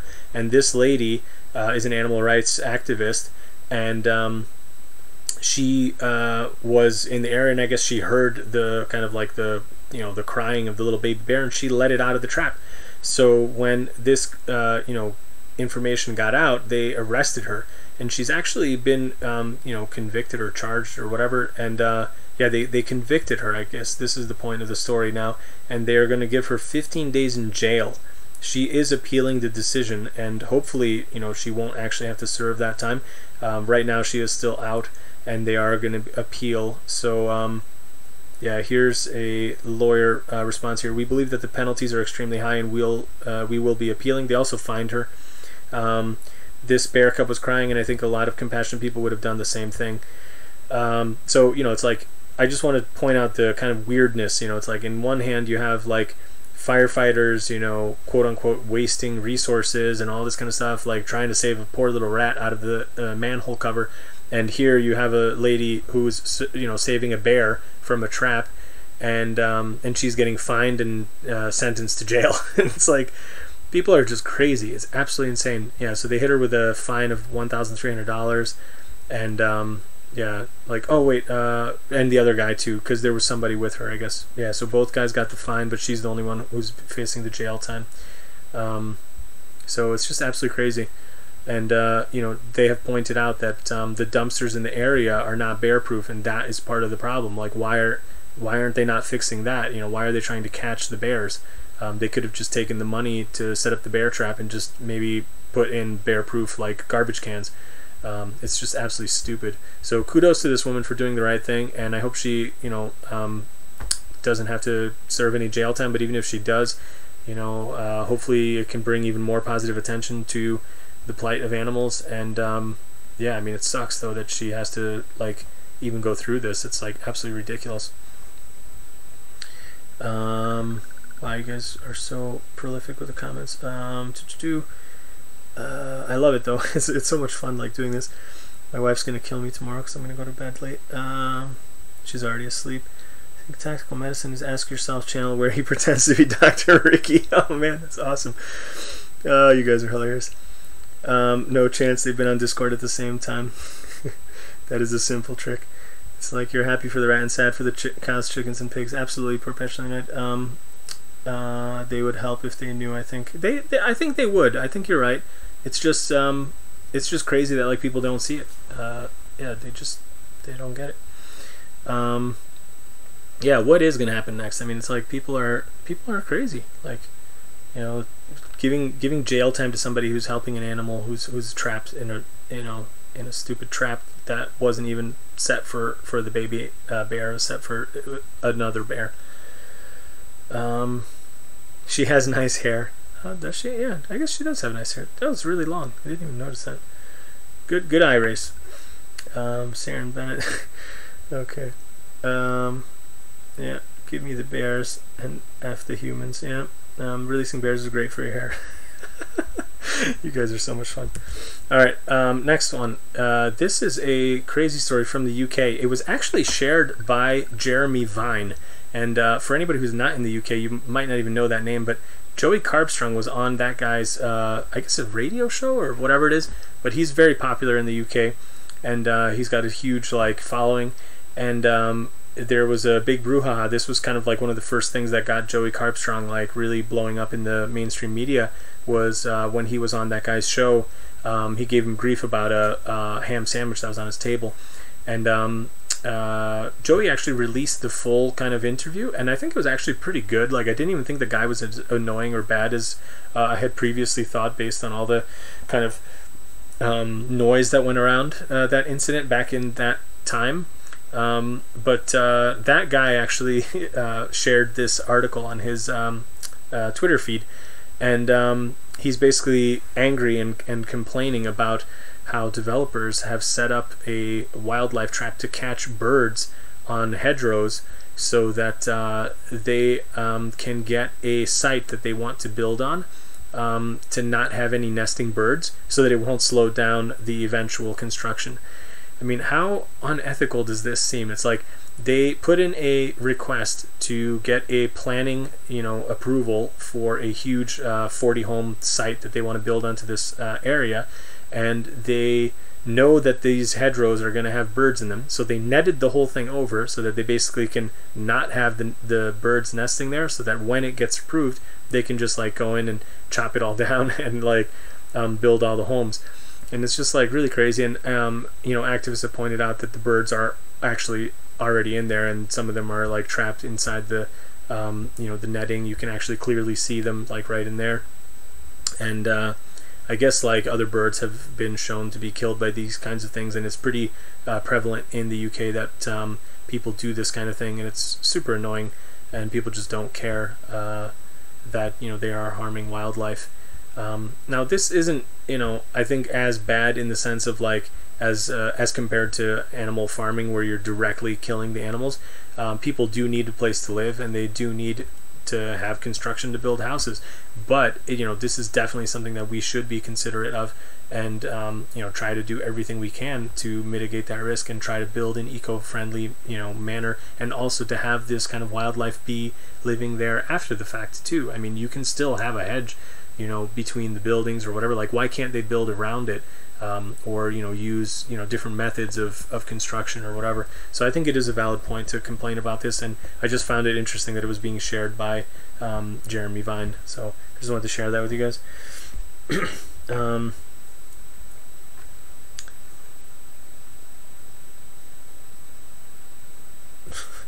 Okay, moving on. Toxic weed killer found in almost all beer and wine brands, including organic. So our favorite, chemical pushers on earth, Monsanto, their Roundup, herbicide, is found in just about anything nowadays, and it's no wonder. So if anybody has been, kind of watching the live streams for a while, you'll know that I've talked about this many times. They use it on all sorts of stuff. So it's found in cereals, it's found in all sorts of processed foods, it's found in all sorts of drinks, it's found on even like fresh fruits and veggies and everything. I mean, it's pretty crazy what it's found in, but it's also found in beer, and even including organic beer. And it just kind of goes to show you like how widespread it is.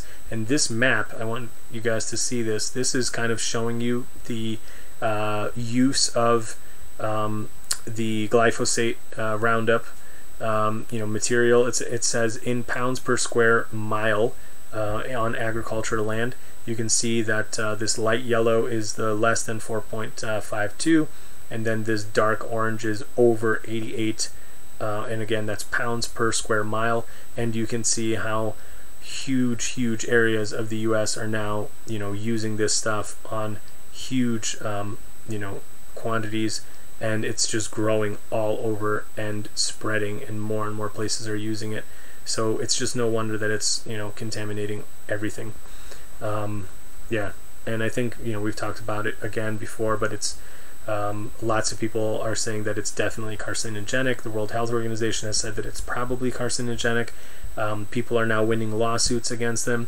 I hope that many more will, and it's estimated that hundreds of people are going to be suing them, potentially thousands later. I say good and good riddance, and hopefully they go bankrupt. But I don't think that will happen, because as this article points out, public interest watchdog group USPIRG has revealed that most of the top beers and the wines... Okay, sorry, that's not the part I want to read.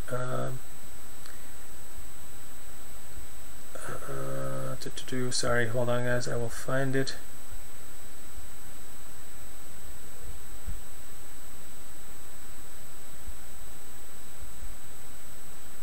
Here.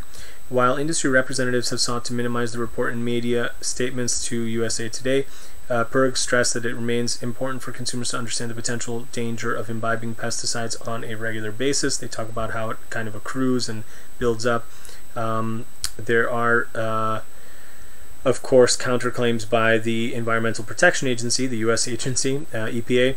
They said it has fiercely defended the use of glyphosates, telling USA Today in an email that it found no meaningful risks to human health, including infants and children, when the product is used according to the pesticide label, and that it has been concluded at this stage that the herbicide is not likely to be carcinogenic to humans. The EPA's conclusion is sharply at odds with that reached by the World Health Organization, which found glyphosate to be a probable carcinogen in 2015, a conclusion that the state of California concurred with in 2017, and Monsanto has tried to appeal the case, paving the way for its legal liability, along with parent company Bayer, in thousands of lawsuits where consumers and farmers have blamed Roundup for their incurable cancer. And the part that I also want to say is...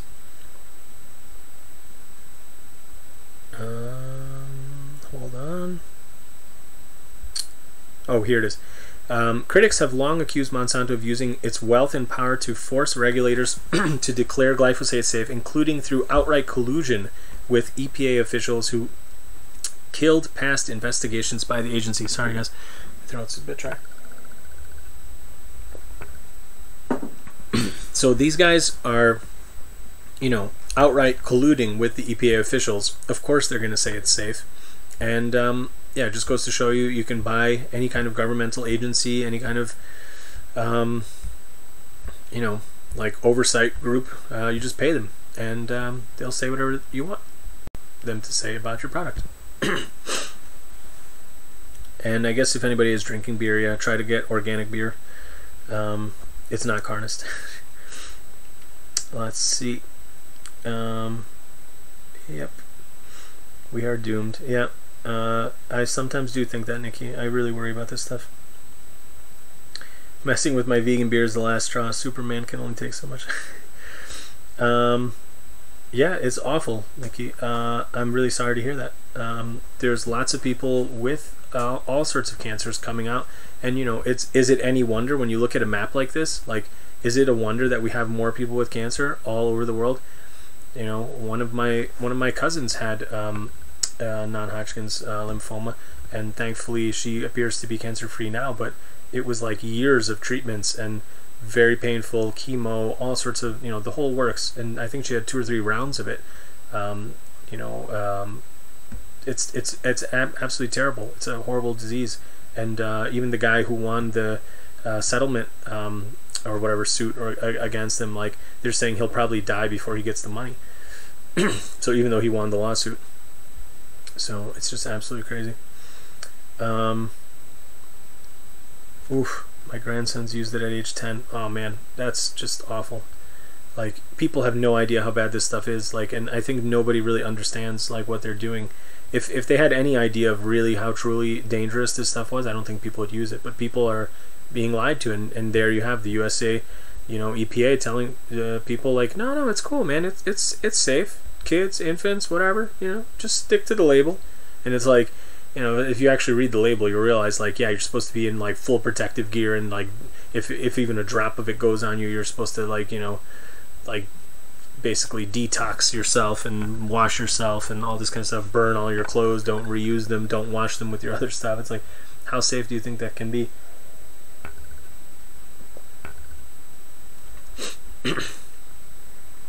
Perpetually annoyed. Absolutely. I was actually being kind of facetious there, or whatever, sarcastic. I absolutely do not think organic is carnist. I think that's a stupid argument. I think organic is definitely better, and it's certainly not like as good as veganic for sure, but it's definitely better than non-organic.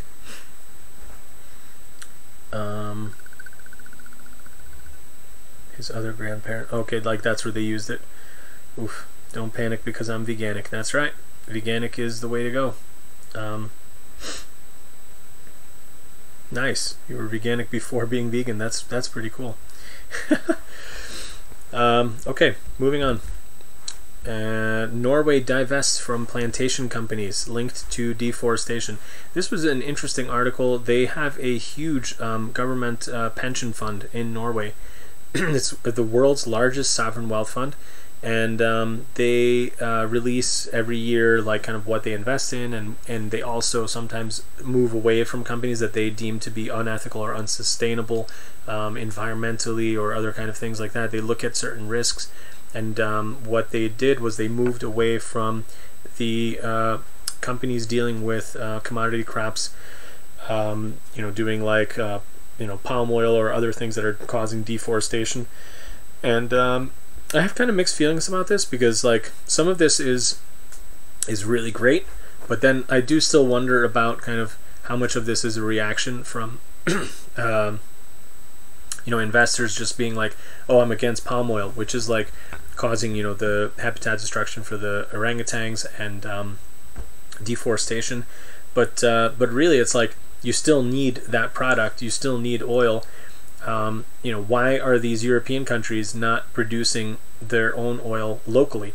A lot of people are now using sunflower oil or other things that can be grown, you know, locally, and that is really the answer. That is what they should be doing. But I think a lot of this is that, you know, the land that we do have in Europe is being used for growing animals, or, you know, basically for animal agriculture. So either directly, as in like the animals themselves are there, or they're growing plants to feed to the animals. And as I've talked about in the previous stream, we had that report that came out that showed that if Europe even just moved, I think it was something like, it was like 40% or whatever it was of their food production to plant-based, it would actually allow them to go fully organic and not have to use any kind of you know, artificial pesticides or herbicides and things like that, and artificial fertilizers. So it's like, you know, I just I think this is a good step. Like, definitely anything that can help to stop deforestation is great, but I just don't think it's like enough, and I think a lot of times this might just be appeasing kind of people's, you know, reaction, and they don't realize like they're just going to move on to something else that's just as environmentally devastating. That's what I worry about. All right, Liam, I'm gonna say something. Wait, how many more do I have? Oh, not that many. I'm getting to be close to the end. But I'll just I'll say the controversial things so then you can get going, Liam. So last stream we did with Logan and Starchill and Planton and Vohan, you know, I was asked my thoughts on John Venus, and I think Raven Veganista sent me the link to his video where he talks about kind of the Vegan Gains response. And this is the part that I'll say is controversial in the sense that I watched that video and I just think it was like just garbage. Like, he didn't really apologize in my view. I think he was kind of doing a passive-aggressive apology. He kind of used it as an opportunity to slam Vegan Gains when Vegan Gains in fact was actually right. I think Richard made really great points in that video. I think he called out John for making a really crap video, and instead of him just coming out and saying like, look man, guys, I made a really bad video, I shouldn't have done it, and you know, that's that. Like, instead he had to take it as a you know, an opportunity to try to redeem himself and try to paint himself in a better light and try to paint Richard in a bad light, and I think he failed miserably. I think a lot of people in the comments called him out for that as well. I think he's really kind of on the wrong path.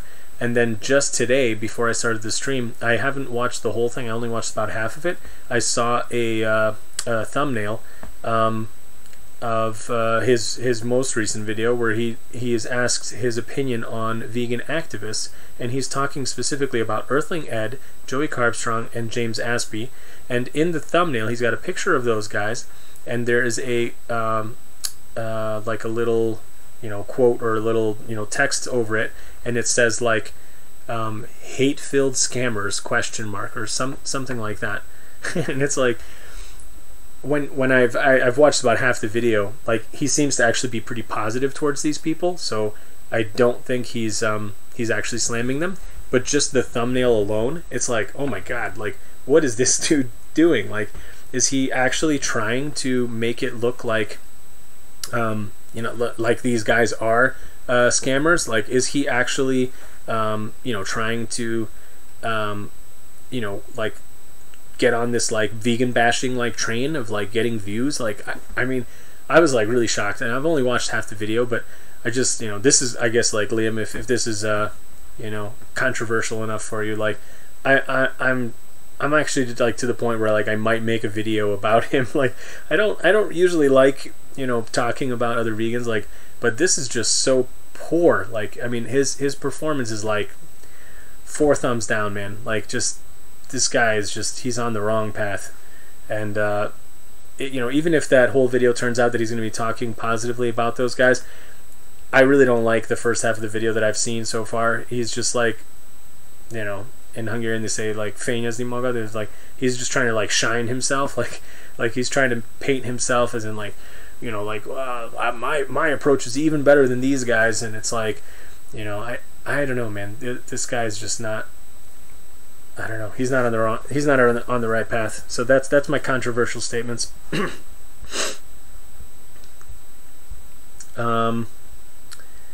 Okay.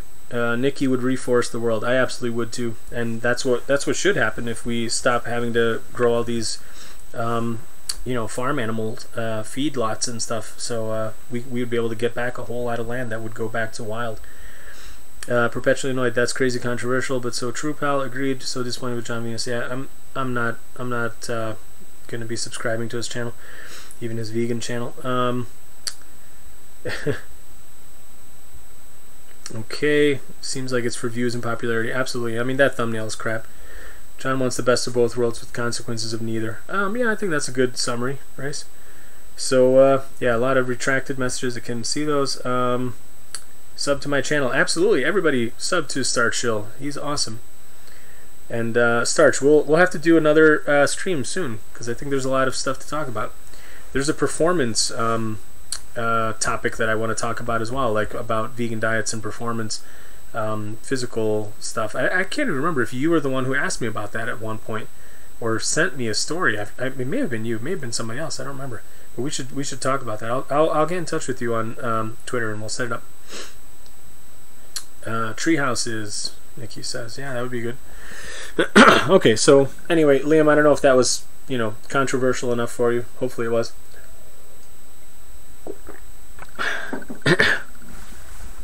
Race, sub to my channel. Do you have videos up, Race? I don't know. I think I've looked before, but I don't know if I've seen any. Oh, okay, you don't have any. Great. Okay, cool. If you ever do, I'm sure you're going to be huge.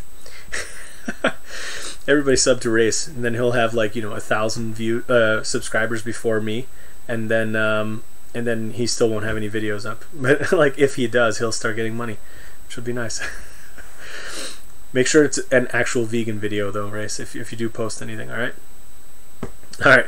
Growing up near nature is good for your adult mental health, new research suggests. So, Nikki, this totally goes along with you building the tree houses. Check this out. Researchers in Denmark put together a study where they looked at satellite imagery, they looked at all sorts of stuff, and controlled for various risk factors from people. Let's see, it says here. I don't know how many people were in this study. Oh, 1 million Danish citizens. This was it. They used satellite imagery from 1985 to 2013 to map the proximity of green space to their childhood homes. And what they found was that if you're surrounded by more green space consistently through childhood, you will have an even lower risk of having a psychiatric disorder. So they said Danish children who grew up with less greenery nearby from birth to age 10 were as much as 55% more at risk of developing a mental disorder later in life. Moreover, the researchers found that the risks actually decreased the longer the children spent living close to nature, regardless of whether they lived in urban or rural areas. And this goes exactly along with kind of the other main focus of my channel, which is like gardening. I absolutely think it's like vital that like we put more, you know, backyard gardens in place. If you have children, even if you don't have children, just for yourself too. I can't tell you guys, like, if you don't garden, like, once you actually try it, it's like, it's so peaceful and calm, and like, you know, just being out there and just being able to like pick a raspberry or like a strawberry or some kind of fruit off a tree or whatever, it's like the most rewarding, peaceful, like nice, it's almost like active meditation, like whatever, you know, you can call it spiritual, whatever you want.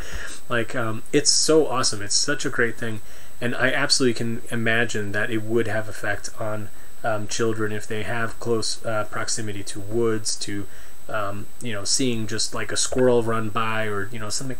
Like, we are not meant to be living in a concrete jungle and never seeing green space, and this study really kind of, you know, highlights that. And you know, mental health has never been kind of more important in today's day and age. You know, there was another person that just, you know, committed suicide, another famous person right now. So the guy from Prodigy, if anybody hadn't seen that, he was found dead in his home, apparently a, you know, suicide victim. And it's just really sad that, like, you know, in you know, today's day and age, like, people are you know, resorting to ending their own life because they have nowhere to turn. They don't feel like, you know, they have somebody to help. And yeah, it's like, it's really crazy. Like, and I think, you know, all of these things really do tie together. Like, we are destroying the world around us, and like, it's having a huge impact on us. Like, I really think it's not for nothing that there's, you know, suicide rates are going up, and, you know, people's health is going down, and, you know, with all the wealth that we have, you know, it's not enough to save people. Like, it's like that quote, you know, like, once all the, you know, rivers are gone and the fish are dead and whatever, you're gonna realize you can't eat money. That's like what it comes down to. Like, people need to wake up before it's too late. Okay, are you YouTubers narcissists? What is the extreme of not wanting to see anyone? I don't know. Not wanting to see anyone. I'm not sure what you mean, Nikki. Perpetually annoyed. So true. I feel like my soul is dying living in a city. It's really crazy. We are meant to dance naked in nature. I would pretty much agree with you there, Race. I really love the woods, Nikki says. Yep, me too. Except for you, Liam. Okay. Alright. Alright, anyway. Everybody go dance naked in the woods. It's really fun. Okay, farm workers. This is really kind of controversial. Look at the kind of, you know, consequences that people face when they work in the farming industry and when they are proven to do wrong. What happens to them? They get a slap on the wrist, a tiny fine, and they can go on their merry way. 3 guys were found on hidden cameras over the course of several days. I think it was like a week or 6 days or something like that.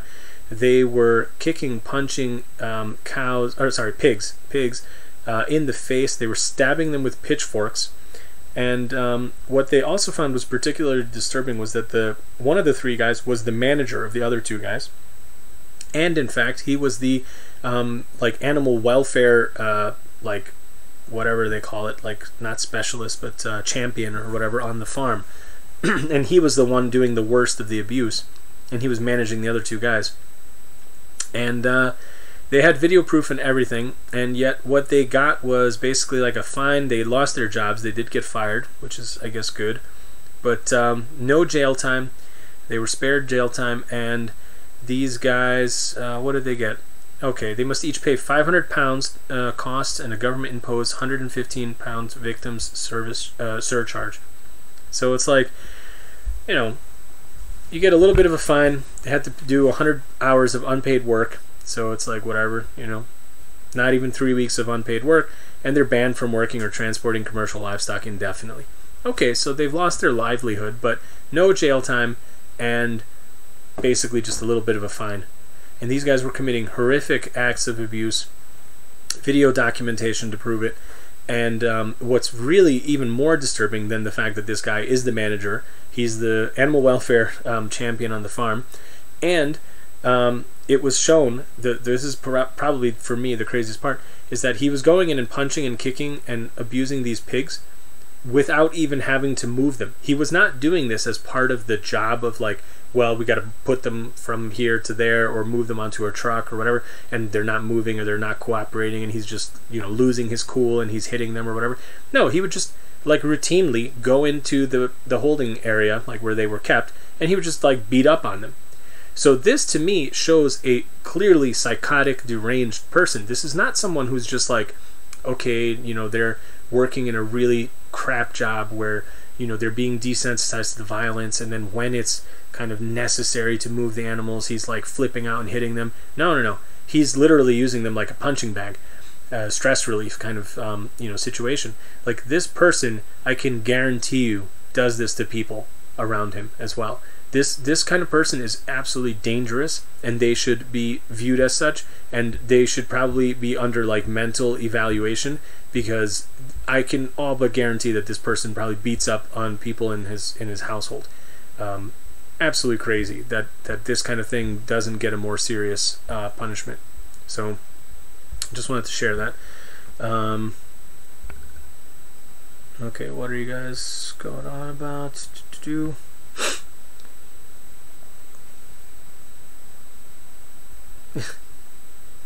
Okay, you guys are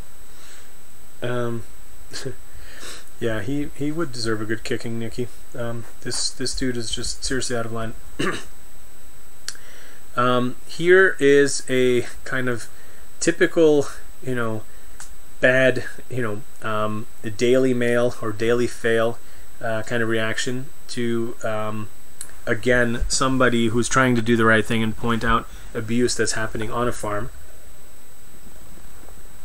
Because as we can see, it is widespread, and pretty much on all farms you can find this kind of abuse.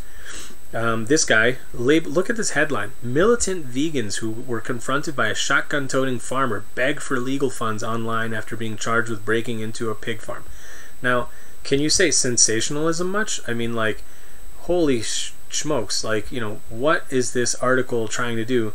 They're begging for legal funds and they're militant vegans. It's like, so basically this guy got in trouble. He went in as a direct action everywhere kind of person, documenting abuses happening, and he got arrested, and he's facing jail time, and they're looking for a legal defense. And there was a farmer who came out and threatened him with a shotgun. He actually fired the shotgun into the air to scare the people off his property. And yet you have people in comments and Facebook and all this kind of stuff supporting the farmer, basically saying like, yeah, this guy's a trespasser, like screw him, or if he comes on my farm, I'll shoot him, this kind of stuff.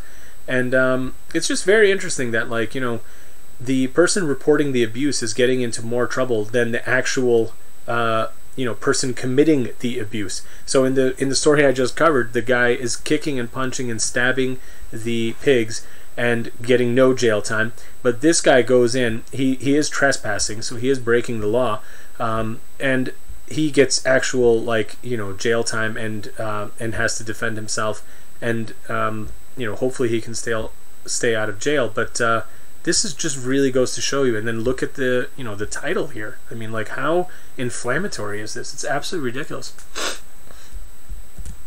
Next, this you guys may have seen. There has been actually a number of videos out about this. A bunch of activists went and basically, I guess, again, trespassed on a farm, but basically they went in. This is Meet the Victims UK group. They went in and they exposed the the realities on this small highest welfare UK based farm, and they showed that the pigs are kept in these farrowing creates. They did find dead or dying piglets. They did find animals in clear distress, and yet they're the ones who are basically viewed as these bad guys for going in and showing the conditions to the public. And the farmer was clearly very upset. She did not want these people on her farm, and I'm going to talk about that in a second. But if you guys haven't seen it, go check out the videos. There was a really great one on Earthling Ed's channel that I saw. I think Joey Carbstrong has one. I haven't watched that one yet. I did watch the Earthling Ed one. That one was excellent. And go take a look and see who you think is right. But here's what I want to show you guys. The Farmers Weekly write-up of the same story is that the distraught farmer claims activists caused the death of 2 piglets. She's saying that the sows trampled the piglets because the people went in and scared the pigs, and that has actually caused the deaths of the animals, where the video proof is actually quite clearly showing that the pigs were not in distress from them being in there. The piglets that they found dead were actually dead from a lot longer ago, and they even found the decomposing bodies of piglets that had been clearly dead and rotting away for quite some time, like as in maybe even weeks. So she's basically a liar, this farmer, and there's video proof of it. And the reason I want to also talk about this article is that sometimes it's really interesting for people to read these Farmers Weekly and these kind of industry websites and newspapers, because you get kind of the other side of it and see kind of how their logic is trying to paint this picture. And they're basically she's just saying look, these people, they don't love animals, they actually cause these deaths and whatever. This is the kind of image they want to paint of the vegans. So this is what she said. They came in mob-handed, about 50 of them, all piled into a farrowing house. Immediately the sows are jumping up and down. It's caused the death of 2 young piglets through being squashed, and 2 other piglets that I've had to take to try and get them back up and running again. And there's video proof of her swinging around one of the little piglets by its leg. So it's just absolute BS. She's a liar, and she's very clearly just trying to protect her financial interests. And I definitely encourage people to go check out that video. But when I was reading this, I found this link, which was how to deal with animal activists and difficult neighbors. And I thought this article was quite telling and very interesting. This was written last year, and the title here, how to deal with animal activists and difficult neighbors. Well, why would a neighbor be difficult on a farm? Oh yeah, it's because there's stink and environmental pollution and noise, and who the heck wants to listen to animals being, suffering and making all these kind of horrible noises when they're being loaded and transferred and all this kind of stuff, or especially if you're near an abattoir, a slaughterhouse. So the parts that I wanted to pull up for you guys here is that they're basically saying like how you should engage with people on social media. Be careful, don't spend too much time, don't reply to things too lengthy, only give as much as you need, and all this kind of stuff. It's like, it's very telling, what kind of examples they bring up. Dr. Jude Capper, she was surprised at how much nastiness and vitriol there was directed at her personally on Twitter. It's a total lie. It's not true. And she banned people. She banned people like me. I never said a bad word to her. Simply asked her questions, pointed out things about the ethical implications of dairy production and things like that. She banned me. So it's just absolutely ridiculous. And they give their expert advice about how to deal with social media and all this kind of stuff. And then I wanted to share with you guys this one where they're talking about combating the negative attention from media by undercover investigations. They're basically saying that if the footage is taken out of context, it can often paint a false picture of the farm under scrutiny. But then the part that's interesting here is that they say it affects consumer confidence and gives the detractors ammunition to suggest that poor standards are routine. Now, I'm sorry, but they are poor and they are routine. And in every case that I've ever seen of any kind of undercover footage, they have all been shown to have violations, gross violations, and there's always dead and dying animals everywhere. There's never a farm that I've seen in any of these investigations that has shown what this idyllic kind of thing is supposed to be, where these happy little animals are roaming around. It just doesn't happen. And I'm sorry, but every one of these people on Twitter and all these other kind of social media posts where they're showing all these happy animals, they are basically lying. They talk about a case study about somebody who wanted to do a large dairy, 1,000 head dairy farm, and how they were getting flack from the local community, and how they dealt with that, and how they worked around. This is the guy with the 1,000 head dairy herd. And he here it is. His intended herd size earned the development and mega dairy label, and then the neighbors didn't want it there. And he's across from like an old castle, and he's near the village, and it's directly across from a school. Yeah, like people don't want this stuff around them. And of course he still got it through, and he just talks about his kind of recommendations for how to get your stuff through. I mean, it's really kind of crazy, like the things that are listed out here, and they tell people how to deal with this kind of stuff. And I also want to point out one quick thing here, and then we'll move on. Where was it?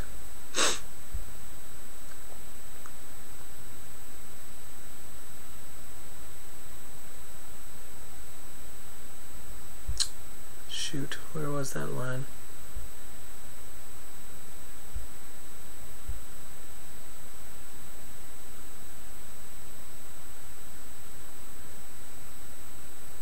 Here, a livestock farmer who found himself in the national media after activists released covert video footage purporting to show poor practices on his farm says the experience took its toll both personally and financially. It had a terrible impact, explains the farmer, who asked not to be named, blah, blah, blah. Allegations were made, and even though nothing was proven, we had a customer who ceased trading with us purely because of the negative perception of the publicity. So then he's saying that, okay, there was nothing found, but then he says there were personal repercussions too. It knocks your confidence. It creates a level of anxiety that never really leaves you, he says. The incident triggered a succession of regulatory and welfare audits. The business passed every one of these, but it took longer for it to rebuild its reputation. He says the experience has taught him that farmers need to be in a position to withstand scrutiny. As farmers, we can get perhaps desensitized to think something is normal and okay, but if you see through the eyes of the consumer, it wouldn't be, he says. This is a very clear indication that And the fact that he said that it knocked on his what was the quote, knocks your confidence. He basically came to terms with the fact that what he's doing, viewed through the eyes of a general consumer, is not normal, and he's been desensitized to it. He's admitting it, and this is on a Farmers Weekly post. And you know, this is absolutely like shocking to me that they can write this out and not understand it and not see it. So he says, I've told our workers that if during the course of the day they see something that doesn't look right, they must do something about it. We need to be able to stand up and say we are operating on a legal trade and do things to assurance standards. So yeah, it's just crazy. You know, they're really just talking about like it's a PR band-aid. This is what this whole article is, and it's a shame, but definitely worthwhile read. So check this out if you guys can.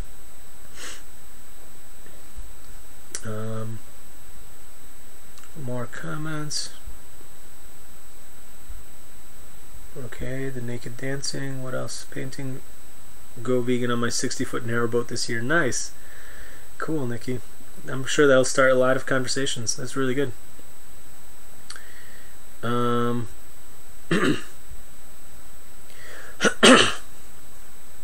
going to paint veg, flowers, bees, birds, all the good stuff. Cool.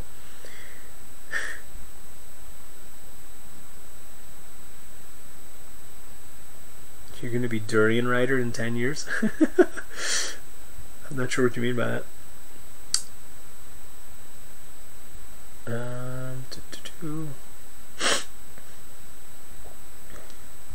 Sorry guys, my throat's a bit bothering me. This is a really good drone footage that was released by $1 Million Vegan. They are the group that we mentioned earlier in the stream. They are trying to get the Pope to go vegan for the period of Lent. They released this footage which shows mega dairies and mega farms, chicken farms, pig farms, cow farms, all sorts of stuff in the UK specifically, whereas you know the common perception in the meat-eating UK public is that you know those mega farms are just in the US, they don't exist in the UK. And it's actually absolutely false. And now there is support from certain MPs who are looking to get state funding for these mega farms, you know, removed. And you can see here, the UK has an estimated 800 mega farms after an increase of at least 26% since 2011. Michelle Lowe, shout out to Michelle Lowe. If anybody isn't signed up to her channel, go check her out. She's talked about this quite a bit in some of her videos that I've seen, where you know this is the future of farming. This is how they make the most money. This is the drive to, you know, it's the race to the bottom. It's the, you know, lower your costs as much as possible. Like screw the animals, screw the environment, screw the health of people. Like they, you know, these companies don't care. This is what they will do because this is where the money is. They get huge you know, government sponsorships to have these kind of like mega farms, and that's how they make the most of their money. And then as far as like, you know, the consumers who are buying it, there's also a point here that I think they said like, what did they say, like 70% of the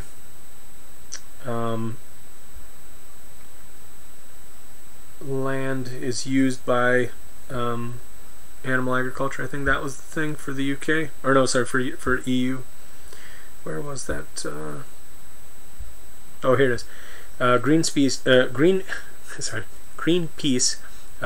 showed that 71% of EU farmland is used to feed livestock, and they also said 32 billion euros worth of agricultural subsidies payments are encouraging industrialized farming. Of course, the farming group denies this, and they say that they don't have good information, and blah blah blah. But here it is. In the UK, residents are fighting proposals for new large-scale farms. Opponents of Mega Egg Farm with 112,000 chickens in Cornwall are crowdfunding their campaign. 330-meter sheds would house 32,000 birds each, and a fourth would have 16,000. The food company behind the scheme says the hens would be free range. Now, you tell me, like, you know, would you believe this? Like, is any better than the cage system that they used to have? It's just literally the birds piled up into a big shed. The same way they're still restricted in their movement. They're literally pecking each other. They're just as in much stress and living in their own filth and dying of, you know, pneumonia and sorry, not pneumonia, of ammonia poisoning and all this kind of stuff. They're losing their feathers. These are not, you know, free range doesn't mean happy. And people should know that by now, but unfortunately people still don't.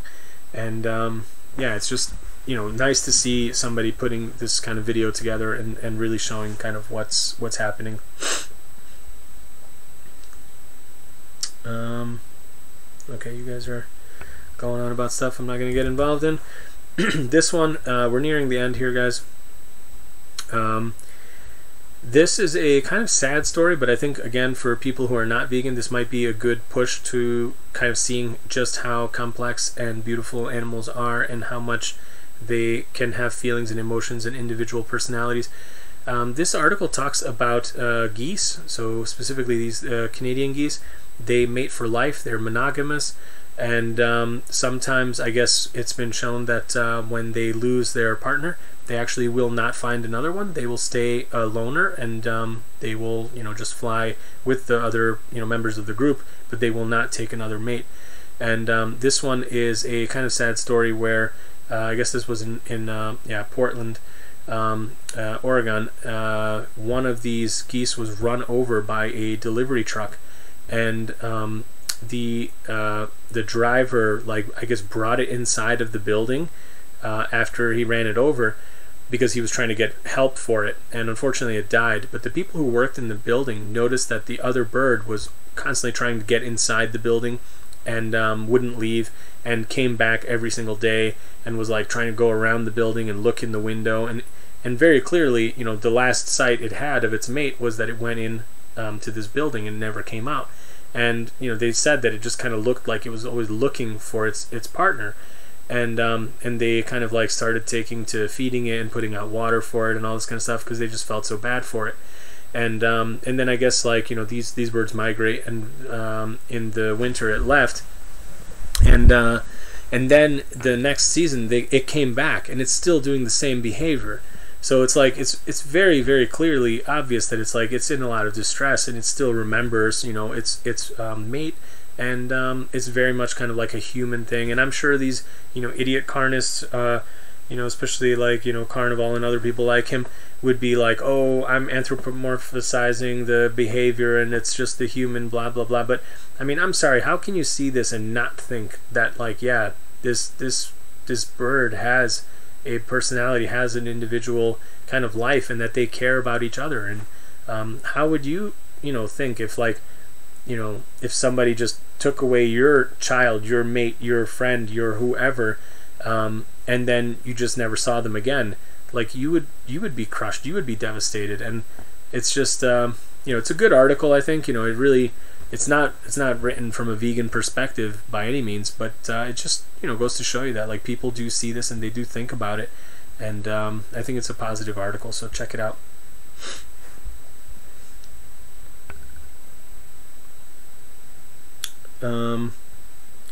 Yeah, people who are against direct action, I get annoyed with that too, Nikki, because I think they just focus on the fact that what they're doing is illegal because they're trespassing in some cases. But again, how can the whistleblower get more of a fine and more of a legal penalty than the person committing the actual abuse? I mean, it's just absolutely mind-boggling. I don't know how people don't see an issue with that. Perpetually annoyed, many birds mate for life. Yep. And yeah, it is really sad.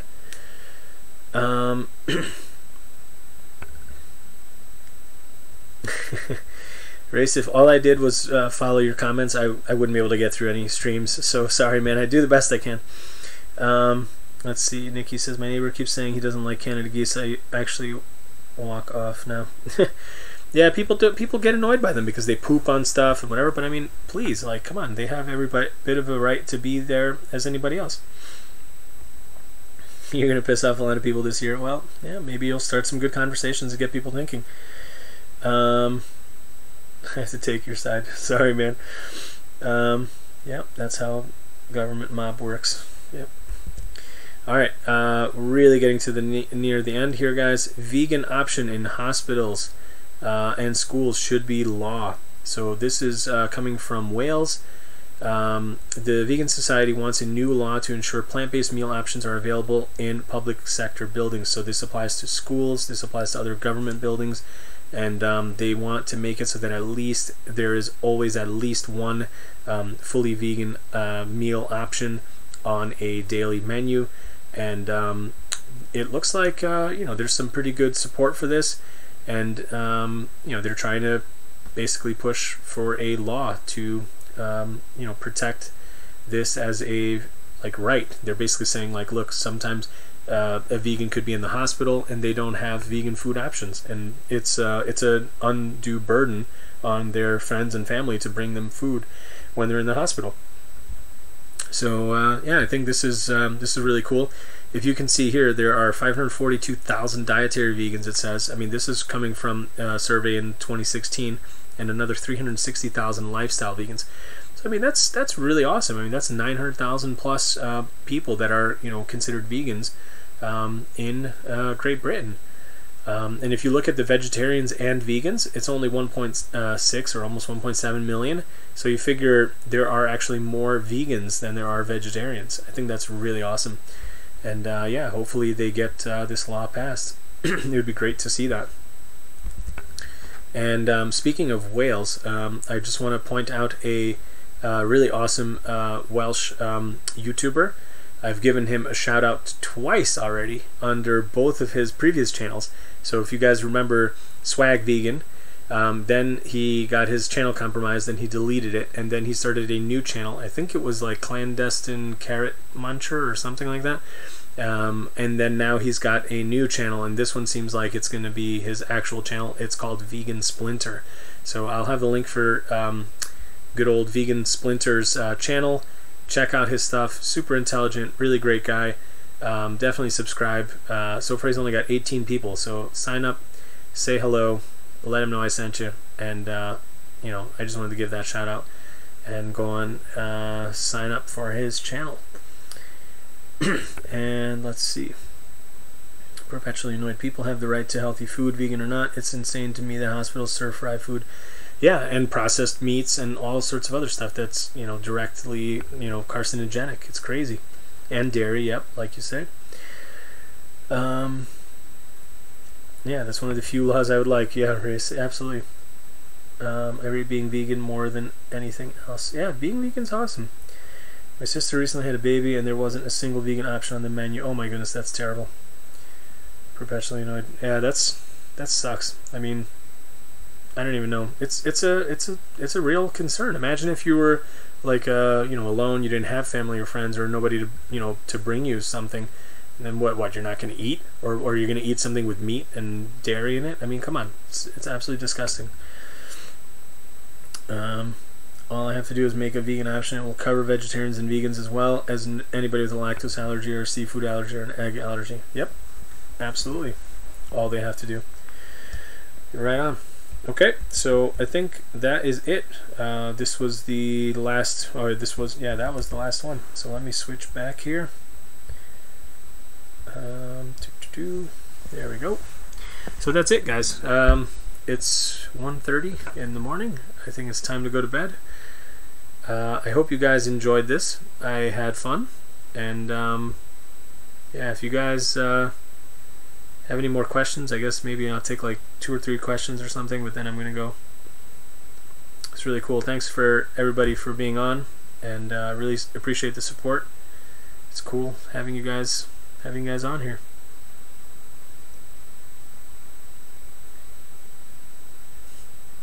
Thanks, Perpetually Night. Thanks, Nikki. Thanks, Race. Thanks, everybody. Dave, Star Chill, Sarah and Bennett, everybody. Liam, even though I think you were drunk today, thank you too. I don't know if you're drunk, but I definitely want to talk. Thanks, Nikki. Thanks, everybody. No questions? I think we covered a lot today. Alright, cool. Alright, cheers, guys. See you next time. Bye.